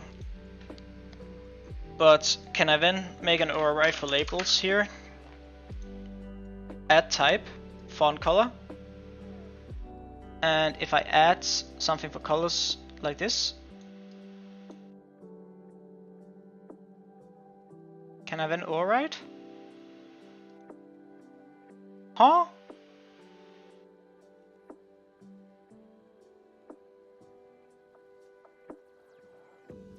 If now that I make child label. Okay, so the new one will do the thing that I want. Okay, but why I wanted to update the score label?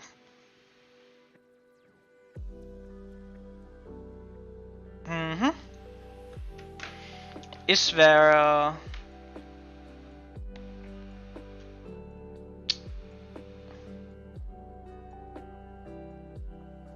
okay, what about if I just set up, if I change this now? Okay, so all UI elements after I set the theme will be affected. Okay, so screw this one. This is now the score label.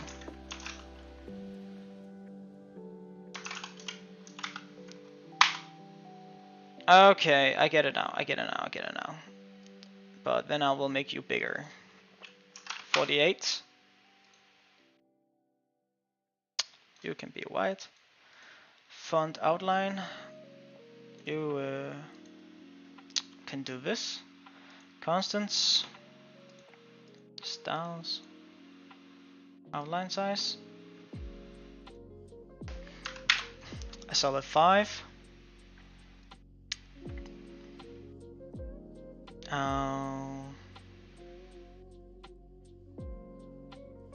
Place you. Can I just change you and the pixel coordinates? Will be easier, I feel like.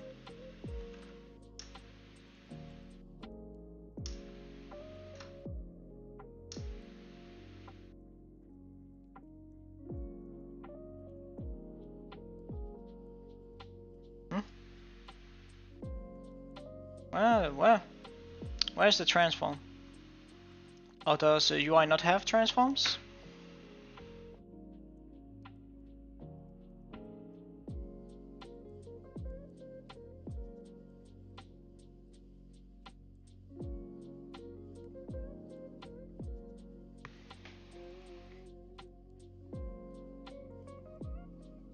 Yeah, I see.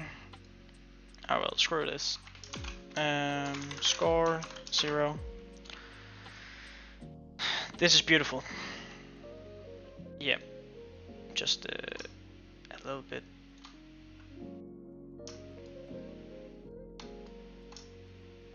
Okay, perfect line alignment here. So this is cool. I just want it to be a little bit off the edge, like 20 off, and then maybe 20 down. Cool. See, this is beautiful. Look at this score. 10 up. I'm like min-maxing right now. Beautiful. Okay, this is the score. Now we want to script it. Beautiful. But first, I need to take a piss. Oh, I'm just gonna take the mic with me. I'm just gonna mute.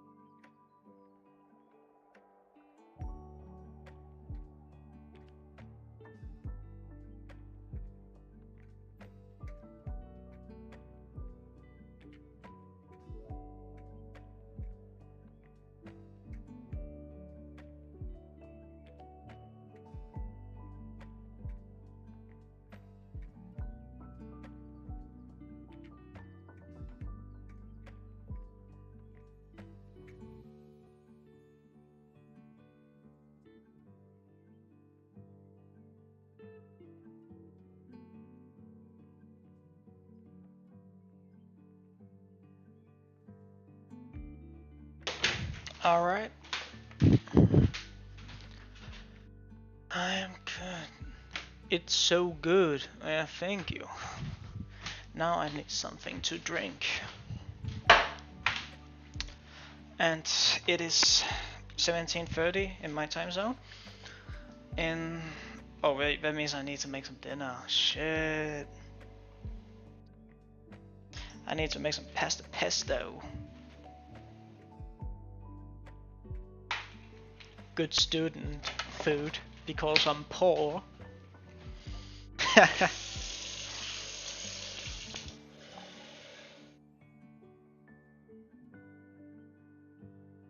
Just some pasta and some pesto. This is some good ass food.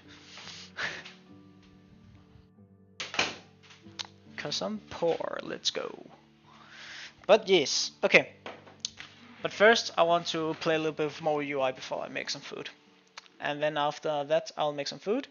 Then after that I'll do the character animation, and then there's a tab called going further, and that's where I'll just mess around with my own stuff. So yeah.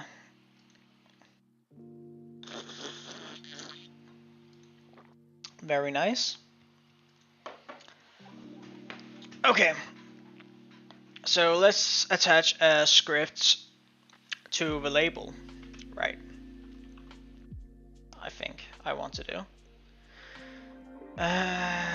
Yeah. Let's attach a script to the score label. As a leaked info about Unity, where we will limit fees to 4% of a game's revenue for customers making over. I mean, that's fine. Unity can do whatever it wants as long as you don't do the install fee, because the install fee is quite stupid for people that are making mobile games. Like, I don't mind Unity taking a revenue cut as long as it's not over 10%. If it's 10% and under, it's fine. I would like it to be like 5 and under. So if it's 4%, that's good. That's smooth. But if they're going for that pricing model, I would also like them to just because if I pull up Unity have a few different licenses: personal, pro, enterprise. I think pro and enterprise, are they subscriptions? I think. Like, if they take a cut, like 4%, I wouldn't want them to have these,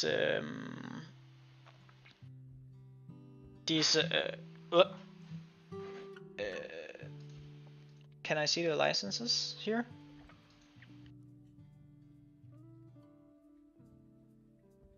Yeah, I have a personal licenses, but aren't the all one subscriptions? Let me just Google. Unity Pro license, for example. Yeah, it's a subscription per year. So $400 per year to use the Pro, and $2,000 a year to use Enterprise. If they're gonna take a cut, I would want them to not have subscription models if they're gonna take a cut anyway.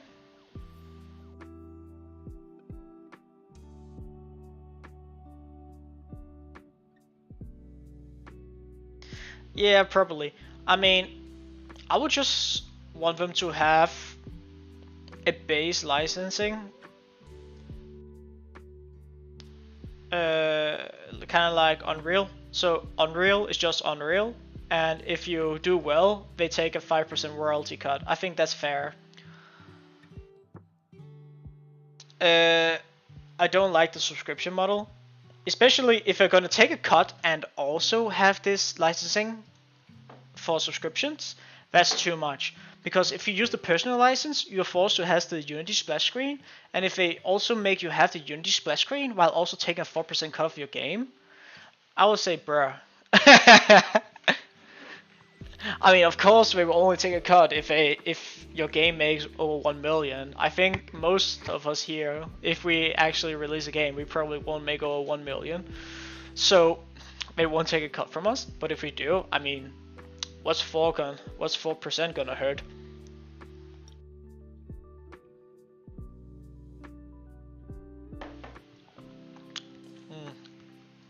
But yeah, screw this. Oh yeah, I deleted a lot of projects. I used to have like 30 plus projects, but I just deleted all of them because holy fuck, I just saved myself 30 gigabytes of Unity projects. Holy fuck. Yeah, score label, create.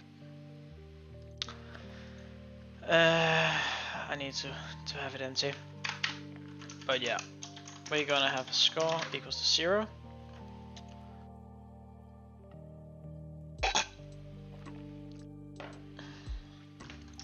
Okay, but now it's time for us to use this squash signal now. So every time this squash signals gets emitted, we want to +1 onto the score. So yeah, we need to do that. So is that something we do inside of main maybe?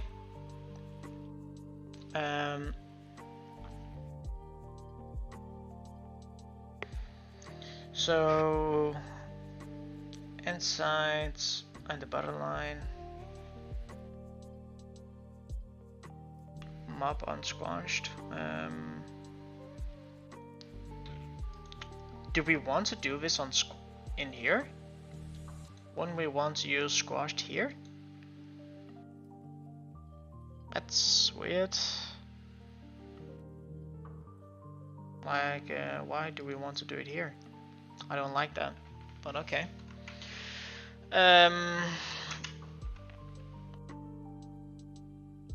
Oh, we're not. We're just connecting it. Oh. Okay. My bad. So what we're going to do is that we're going to subscribe the squashed signal to this label here. So mob.squashed.connect. I would like to have a UI pop-up, but it's fine. Then we're going to have the UI / score label, and we do the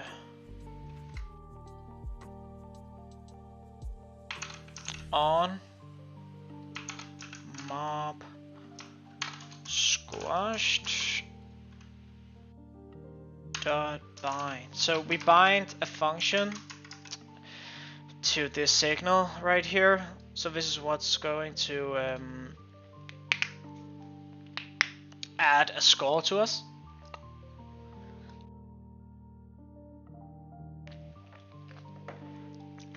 So we're going to connect this to the score label. So yeah, we're gonna bind this function inside the score label to this signal emission.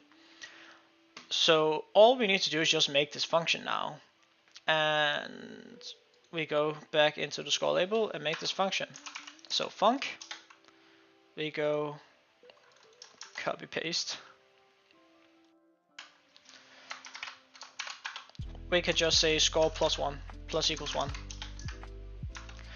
and update the text as to be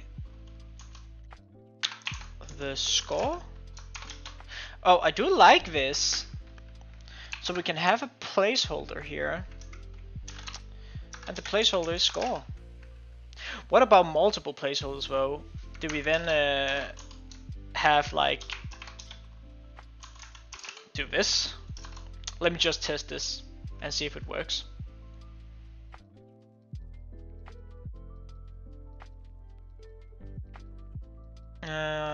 Yeah, let's see if this works. Now we should have 2 1s. And I died instantly. Okay, I'm pretty bad at this. Let me bruh, I suck.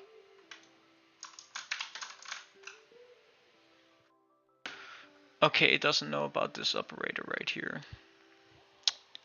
There's a typo on on the onMob squash function name. Isva?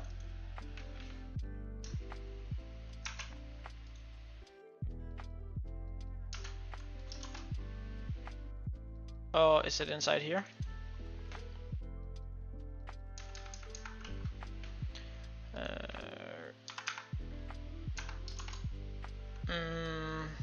You sure? The tutorial tells me to write it like this. So in the second line we use score variable, replace it with a placeholder s here.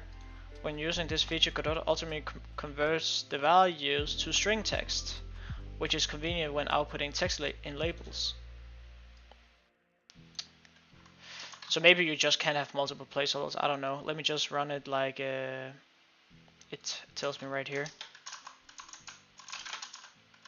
Yeah, it works now. So what syntax would I use if I want to have multiple? Because I can't do this, so I can't do this either. Or do I just maybe no, I'm not gonna think too much about it. It doesn't really matter anyway. But yeah, you can use multiple with a comma. Okay. So like this. So now I will have no.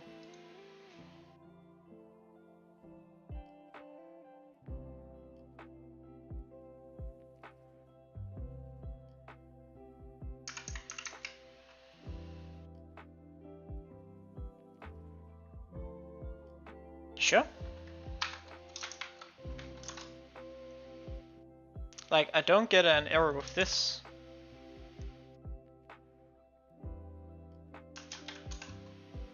Damn.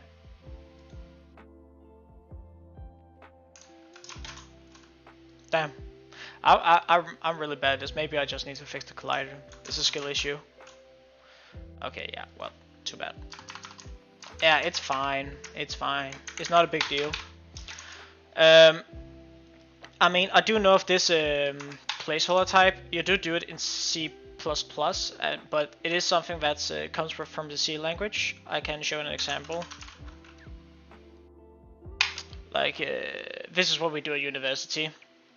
We learn, like, I study software at the university. I just started studying, so we only learn the basics. I am chilling at the university because I already know how to code in C. But they give us tasks on how to do stuff. But yeah, let me give an example here. Where is the placeholder? Yeah. So you use this percentage sign and you have the placeholder. Like, so C is a char and elif is a double. I'm not typing anything. Thank you. So it looks kind of similar to that, but in the syntax, yeah, you just use a comma like this inside of a scanf or printf function. But yeah, I don't know. I mean, it's cool that it does this itself. In C#, I'm used to making a $sign, and then you make the curly braces here, and then you put the score in here, and this will work. But I do like the placeholder method, but I am confused on how I will make multiple placeholders. But maybe I shouldn't worry too much about it right now.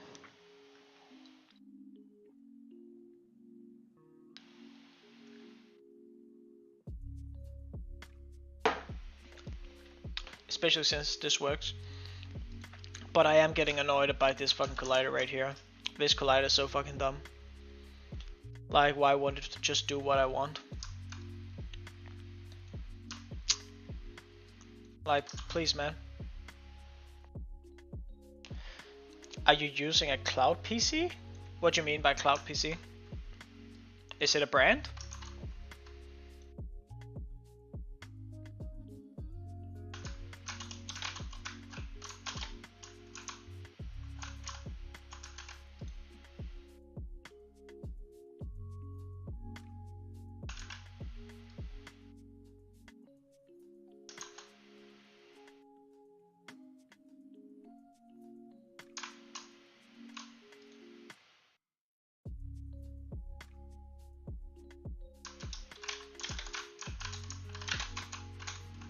This feels nice.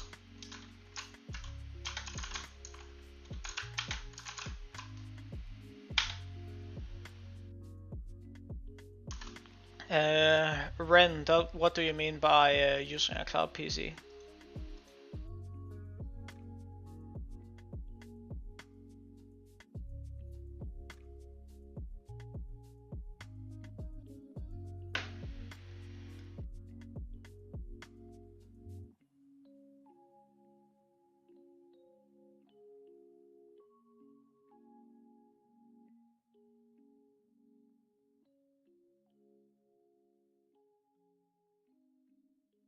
Well, now it's time to try and make replayability. So there's something called a color rect. Let me do that. OBS compression? Okay. I mean, I don't know what you're on about right now, but it's fine. Oh, this is all the anchor presets. Okay, cool. Damn.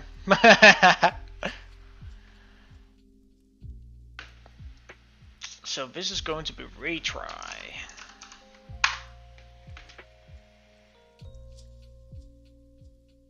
As an overlay to darken the screen. Well, I'm flashbanging it right now. Whoop.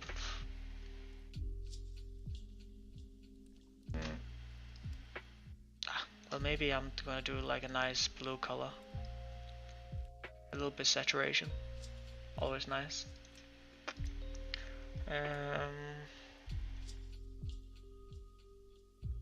Next, add a label in the middle, color retry. Okay. Label.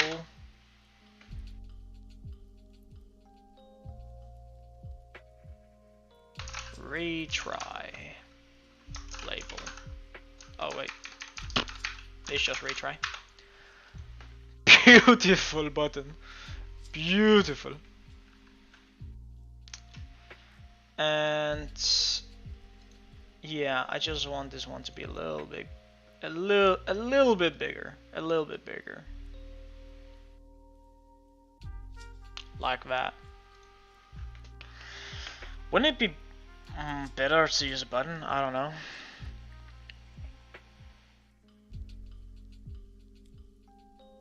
So now we add the code to show and hide the retry node.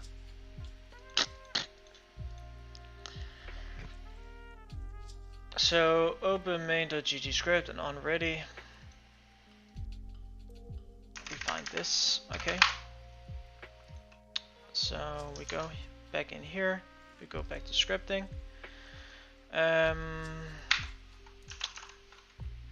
Func underscore ready. Re-reference the UI.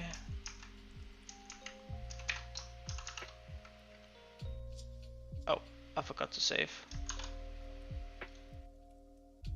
There. Slash. Huh? Retry.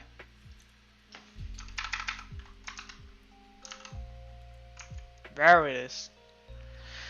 Retry.hide. Now we'll make sure it's hidden. And then on player hits, we show it again.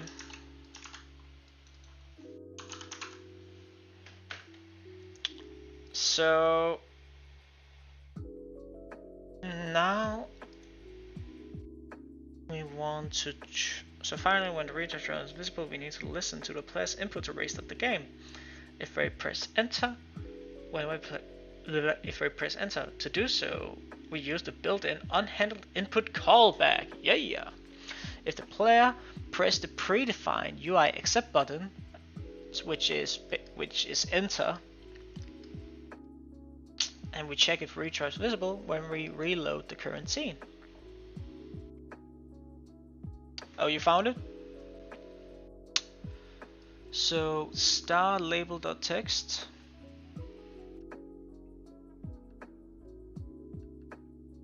So we need to add a star here. Oh, well, this is just a reference, right? So hello as an S, and then we make an S again, and then we, oh yeah, so we bracket it, so it's kind of like an array.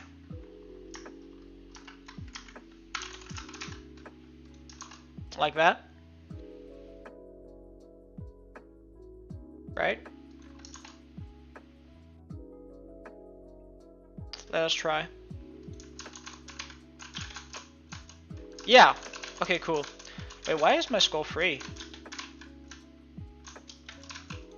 Huh? It starts as free? Huh? But you start at 0. What the hell are you on about? Well, thank you, Fati.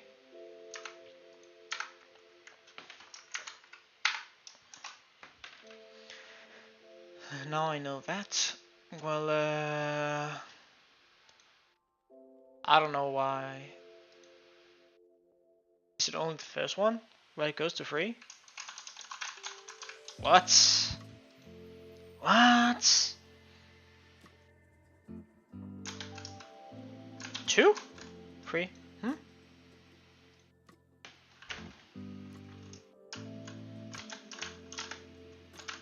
Free? Let me, if I could actually have some skill at this, I could debug it. Oh, see, now it says 1. Free? This is inconsistent as hell. What?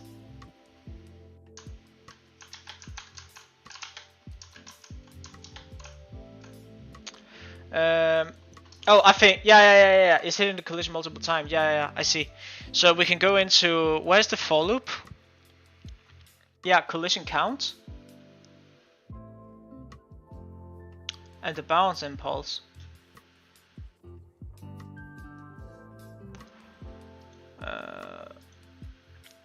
It has the squash in mid here. So what do we call the squash? We call it here. So we end up calling it multiple times because we get the collision at the index. So I think what we want is to break out of this for loop here. So if we squash, can we? Is there a break?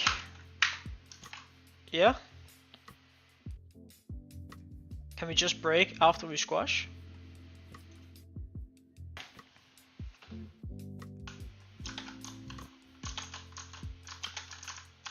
Yeah. Easy fix. Easy fix. Damn, I'm also cracking now. Easy. Okay. Back to work. Okay, so when finally the input we add unhandled input 1 was triggered by any input if the player pressed the UX defines, and we reload the current scene. Yeah, and we do that in the main. So we need to add a new function. Where do we want to play it? Well, this is an event signal, so this can be at the bottom. We can have a function for unhandled input. So unhandled input event, and if event that is action pressed UI accept, and we also want to check if the UI retry dot visible. Yeah. Okay. And if it's all visible, in Godot, should I code multiple function in the object's main scripts? Should I code multiple functions in the object's main scripts? What are you talking about, Otaku Kado? Can you elaborate what you mean?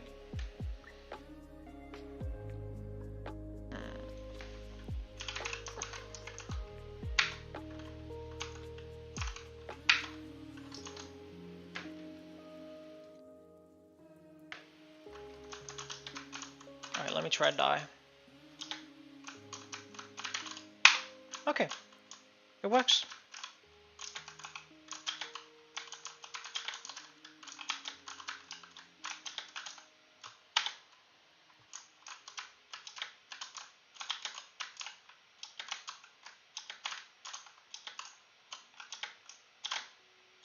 Damn, I can...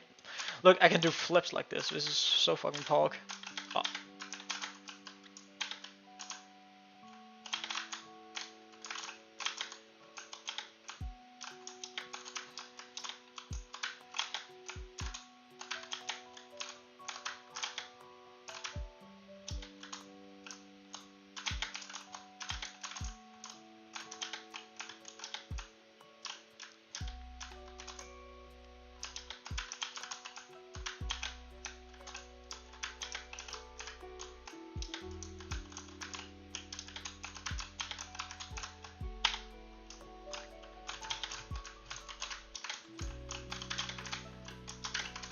Damn, I'm tryharding this. Okay, so I can explore some basic concepts of this. The tutorial is basically almost over. There's only 2 parts left. One, adding music, which is gonna be pretty easy. It's just add a component and loop some music. And maybe we're gonna add some stinger effects. And then I'm gonna check out the character animation, and after that I think I'll just play around with it. So what are my goals with this to learn? Well, I want to try and save stuff, so I can have an array where I save the highest score. And then I will maybe just play around with a few things. So one thing that could be cool is having combos.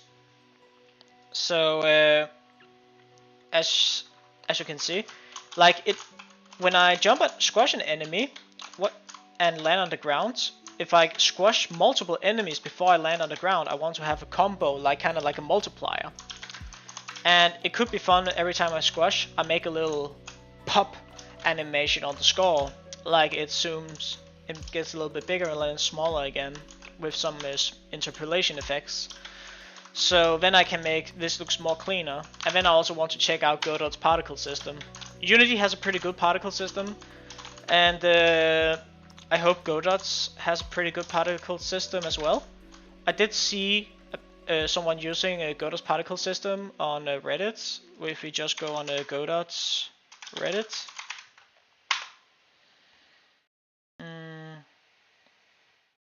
There is some cool stuff you can find here.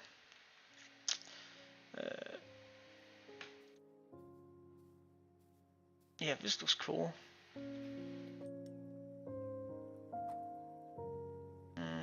There is someone using particles. This is a water shader, that's pretty cool. Tool scripts are cool, use them to make little editing iterations.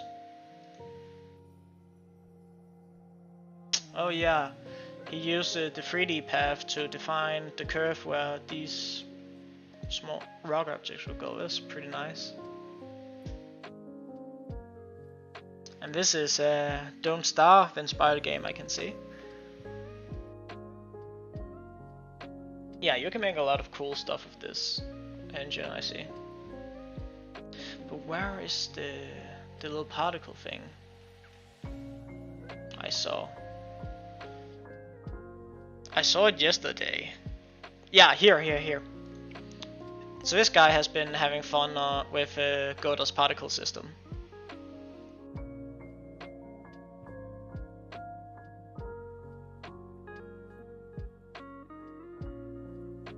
Fix here?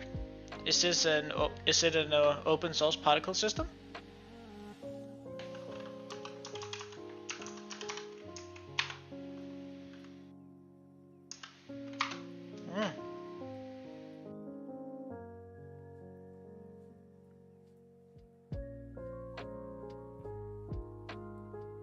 I see.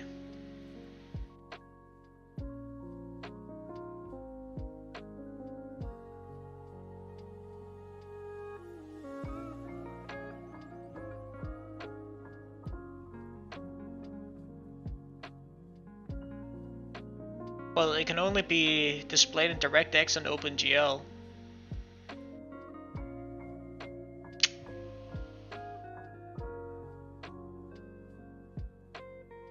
Yeah, but it seems that they can only use the graphics API from OpenGL and DirectX. Godot uses Vulkan.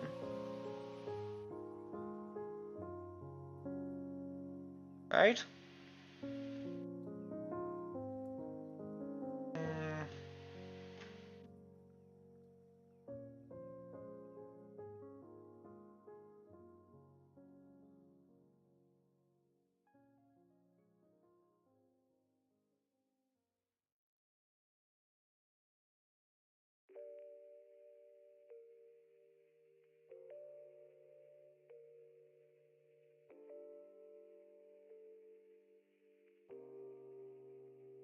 Yeah, I know.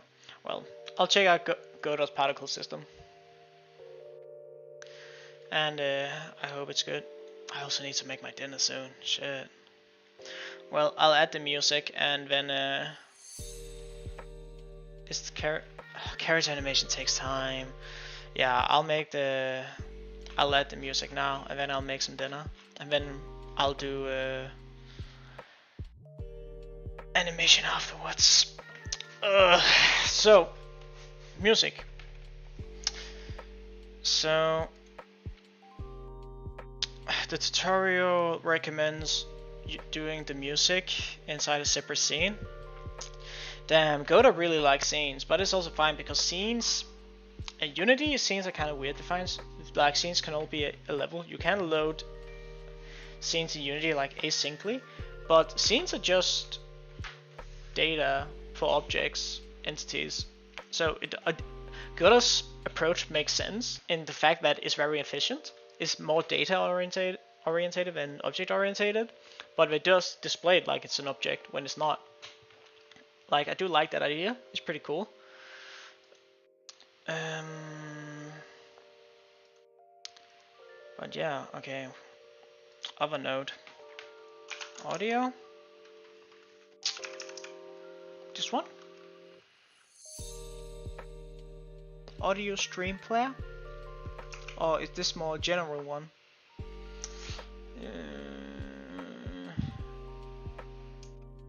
So this is for non-positionally. So this is optimal for just normal background music. And this is positional sound. Okay, I see. And this is the audio listener. That needs to be attached to the camera. Okay, cool. I think Godot will develop that system soon. Oh yeah, I already read that one. I'm schizo again. Yay. Okay, give me a second.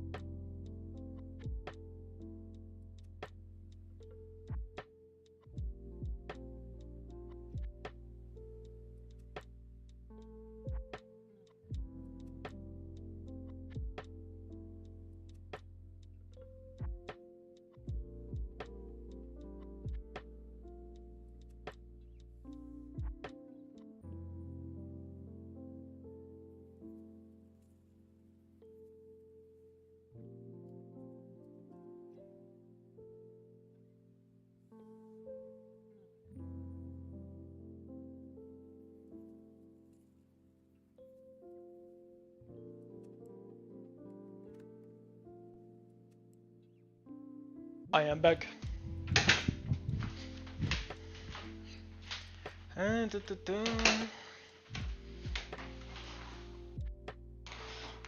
yes, the new particle system Godot is really good, and they keep adding new features. That's good.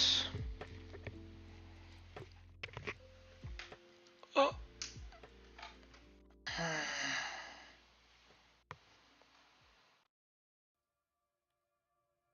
Oh, it does? Oh, well, most game engines do that. Unity also heavily onto object-oriented designs and inheritance. My game engine does that too. But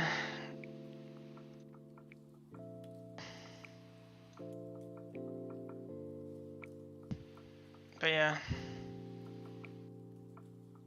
Damn, I really need to read that new One Piece chapter soon.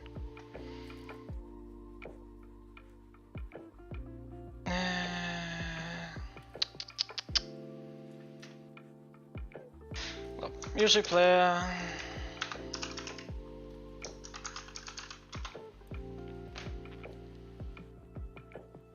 I need to give it an audio stream.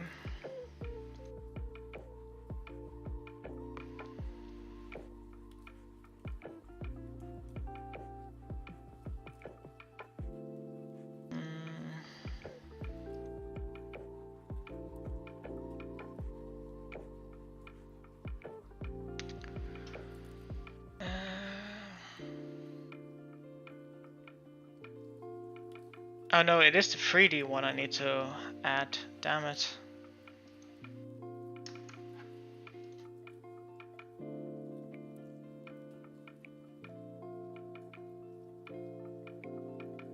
Okay, cool. How to play?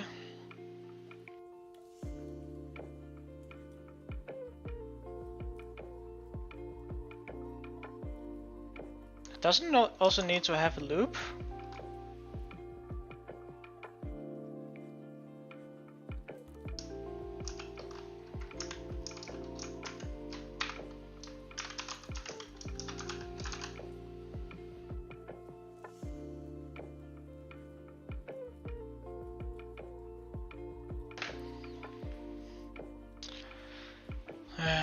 Okay, so this can be registered as an auto load. Head to the project settings. Okay.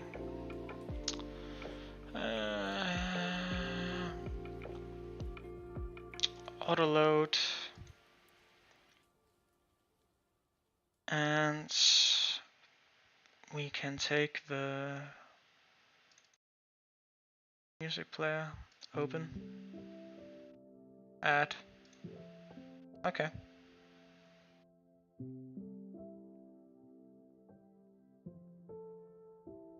So now load into any scene you open and play. Okay, see, that is cool. That is cool. Does Unity have this kind of feature, or does you need to do that yourself with the scene manager? I don't know. But anyway, this is cool. So before I wrap this lesson, here's a quick look at how it works under the hood. When you run the game, your scene docs changes to give you two tabs, remote or local. Where? The remote tab. Is it when I play? Ah. Is this the music?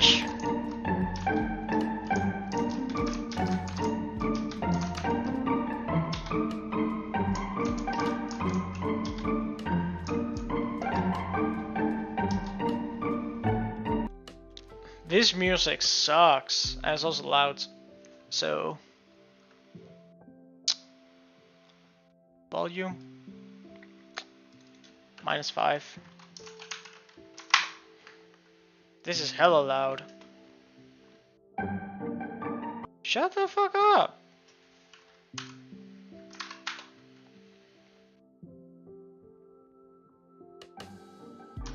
Okay, this is better. Jesus Christ.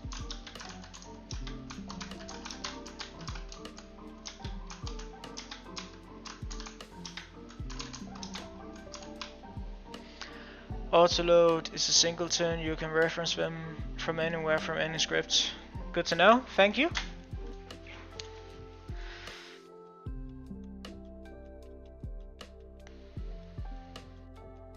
Oh yeah, I didn't even check the remote and local.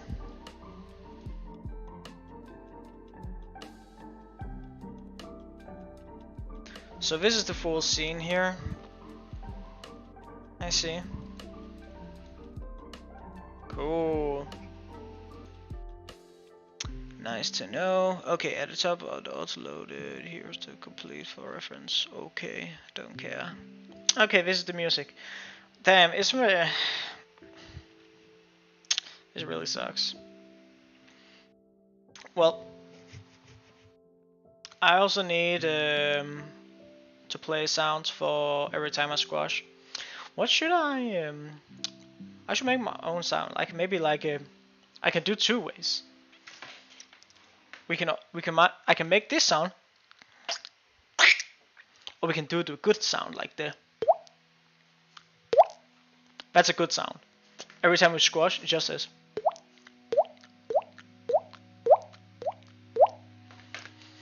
I'll do that one. I think that's funny. Audacity.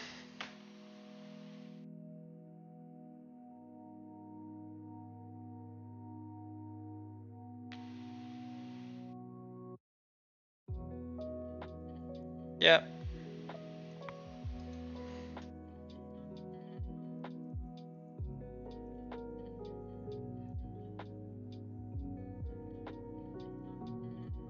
Most of the time I use a global autoload for main objects like player, UI, and I use functions like scenes, root node to manage child nodes. Yeah, that makes sense. To autoload the player and UI all the time. And some key component objects. Yeah, that makes sense. Well, listen.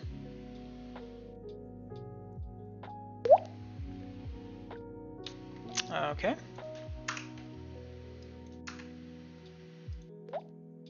See, this is beautiful.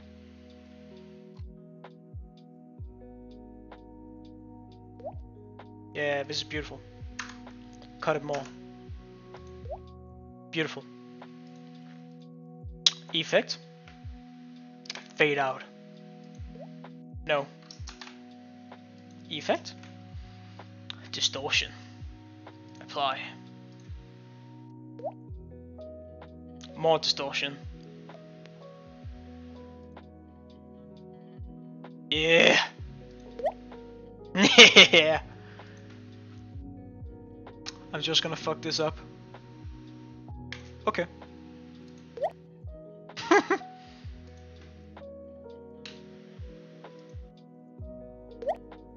This is stupid.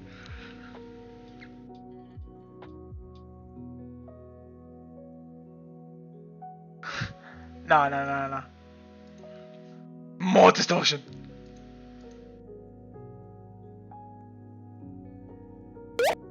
Yeah, so this is a good sound.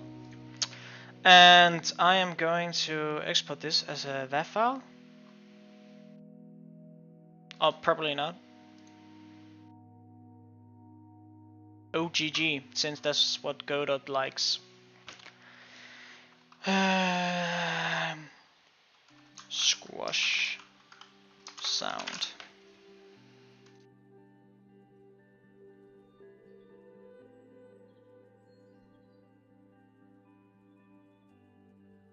And we're gonna place you here. The squash sound. If you go to a player will need to have a child node. For this one,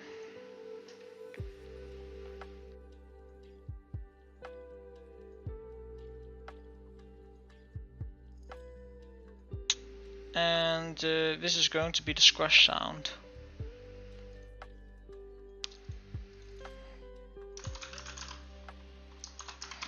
I can also just use it as a normal sound, so then I can just have a little array of the different sound clips. But this is fine for now, because this is the only one I will have.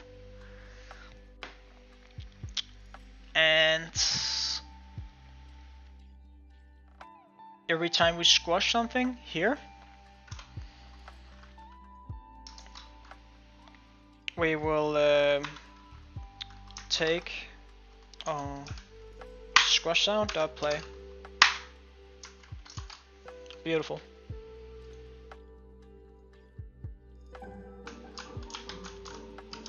If I can hit.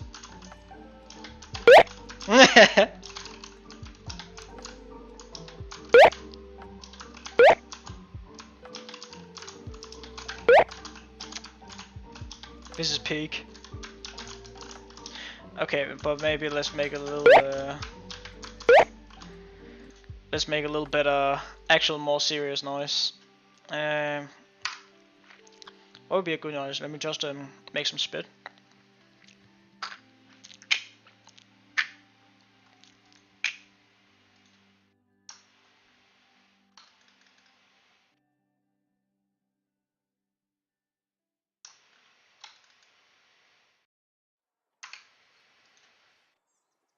This doesn't the sound fucking register?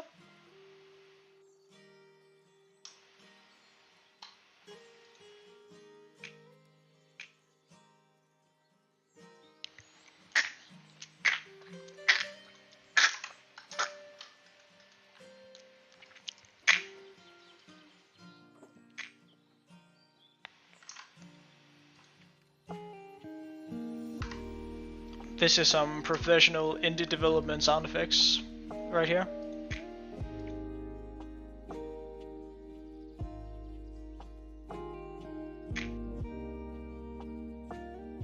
Nah, the blob is better.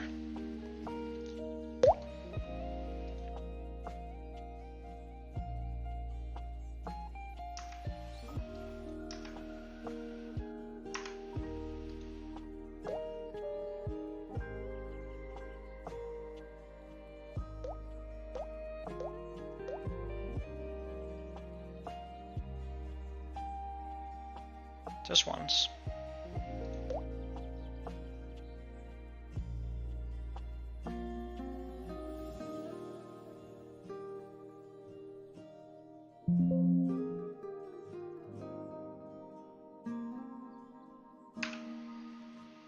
Oh.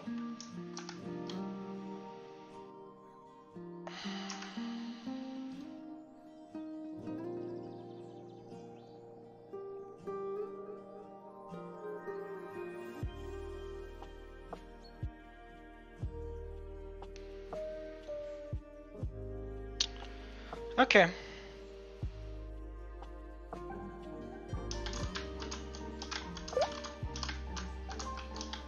See, this is cute.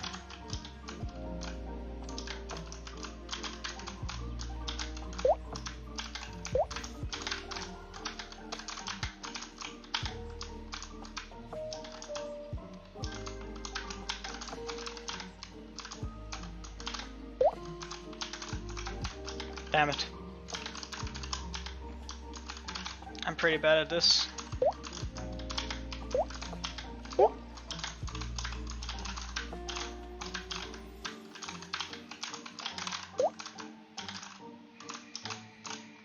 Damn it.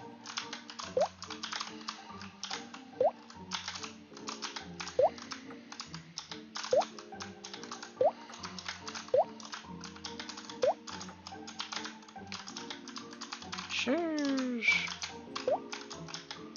Am I lagging right now? For real?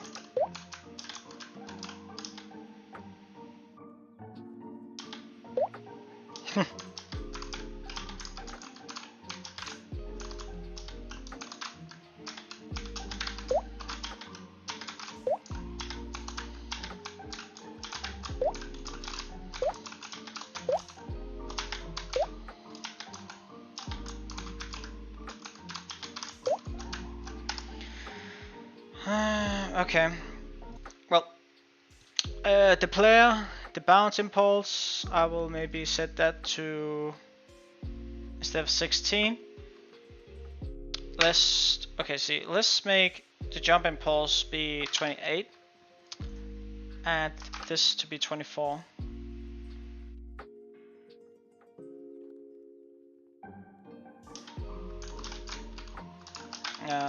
Maybe this is maybe a little bit too high.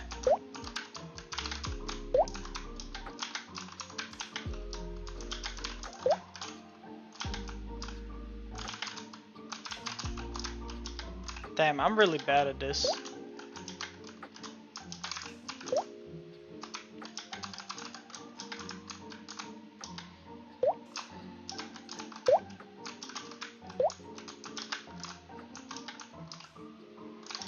But also the collisions are kind of weird also, so maybe that's also why I'm dying so much. Oh, that was nice. That was so fucking nice. Okay, that was nice. That's what I wanted.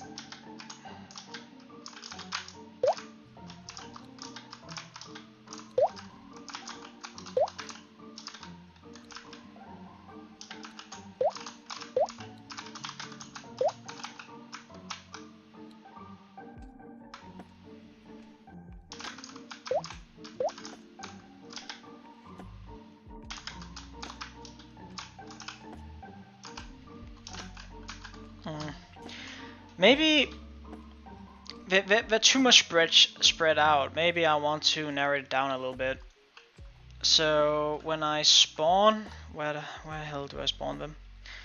Maybe I should divide it more, so it has a shorter range. Like I can like half it by setting them both to 8.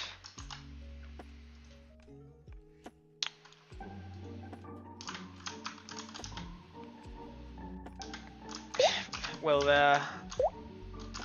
they're more specialized towards me now.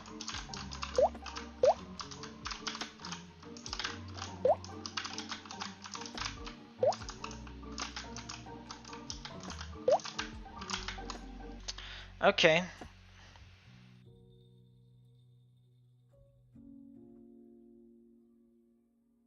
It's a great game. I can imagine it was split screen for couch co-op. Well, it's just something. It's not really a great game. It's just something from the Godot documentation. I'm not planning. I am planning to make my own game with Godot after I've got more familiar. I'm just testing out the things. I don't think that.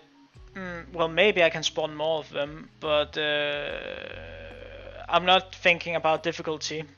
Right now, I'm just focused on making some cool features. So one thing I want to do when I'm done with the tutorial entirely, every time I land on an enemy, I want the score to have a pop-up effect, like a little animation. Like it's get bigger and smaller again, maybe with an ease in slide effect. Or ease in out, that would be pretty cool. Now it just ease in. I think that will be more smooth. So I just want to add like small cool features to get familiar with the engine before I go on to make my own game. So yeah, it's cool. Spawn 1,000 mobs. I can do that.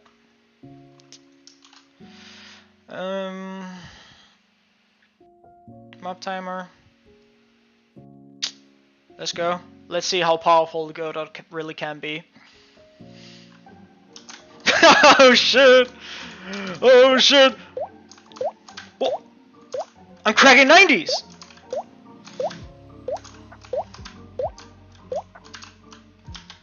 God damn, I'm good.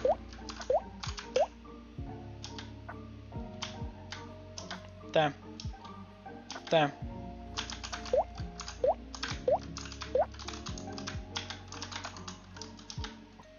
What if I set it to 0? Oh, damn.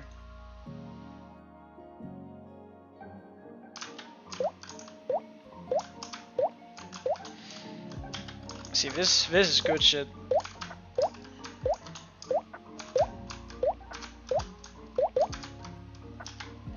Okay.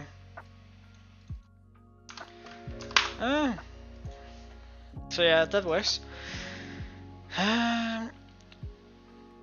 Okay, so what are my plans now? Well, I have the audio now. I really don't want to make animation, especially because I already have the interpolation animation and I think that looks cool enough. So maybe I can just skip the animation entirely Like, I'm looking at the documentation on it, and it seems that it's kind of, it is pretty familiar to how to make your own animation in Unity. But also, if I'm gonna make like a real 3D animation, I'll probably do that in Blender instead of Godot. So yeah, it's fine. But okay, so I'll play with my own things at another time. It's time for me to play with my own stuff. But I have finished the tutorial. I spent 3 hours now just chilling, doing the. I could probably have done this way faster if I focused on it, but now I decided to stream it. It's fine though. I do want to read the new One Piece chapter. I need to make some dinner, so I do think that I will end the stream now. But hey, it's been cool having people to tune in and check me out. Maybe I'll stream tomorrow where I'll do my own things, because I am pretty sure if I look at my calendar for university, yeah,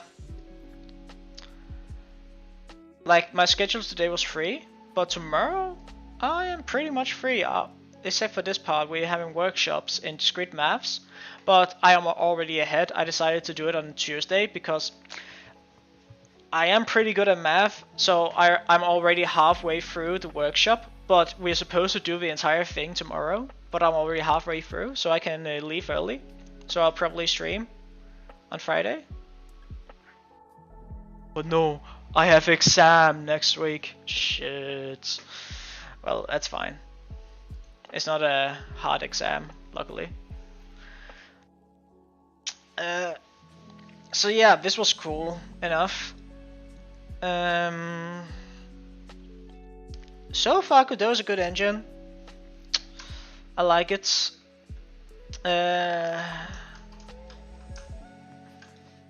I actually do want to play around with VR. I have made a lot of VR games before, so I would like to try and see how VR works in Godot, because I am pretty good at making VR games, because I love playing VR games. So yeah, but now I'm almost been streaming for 3 hours, so I think I'll end the stream. So yeah, see you.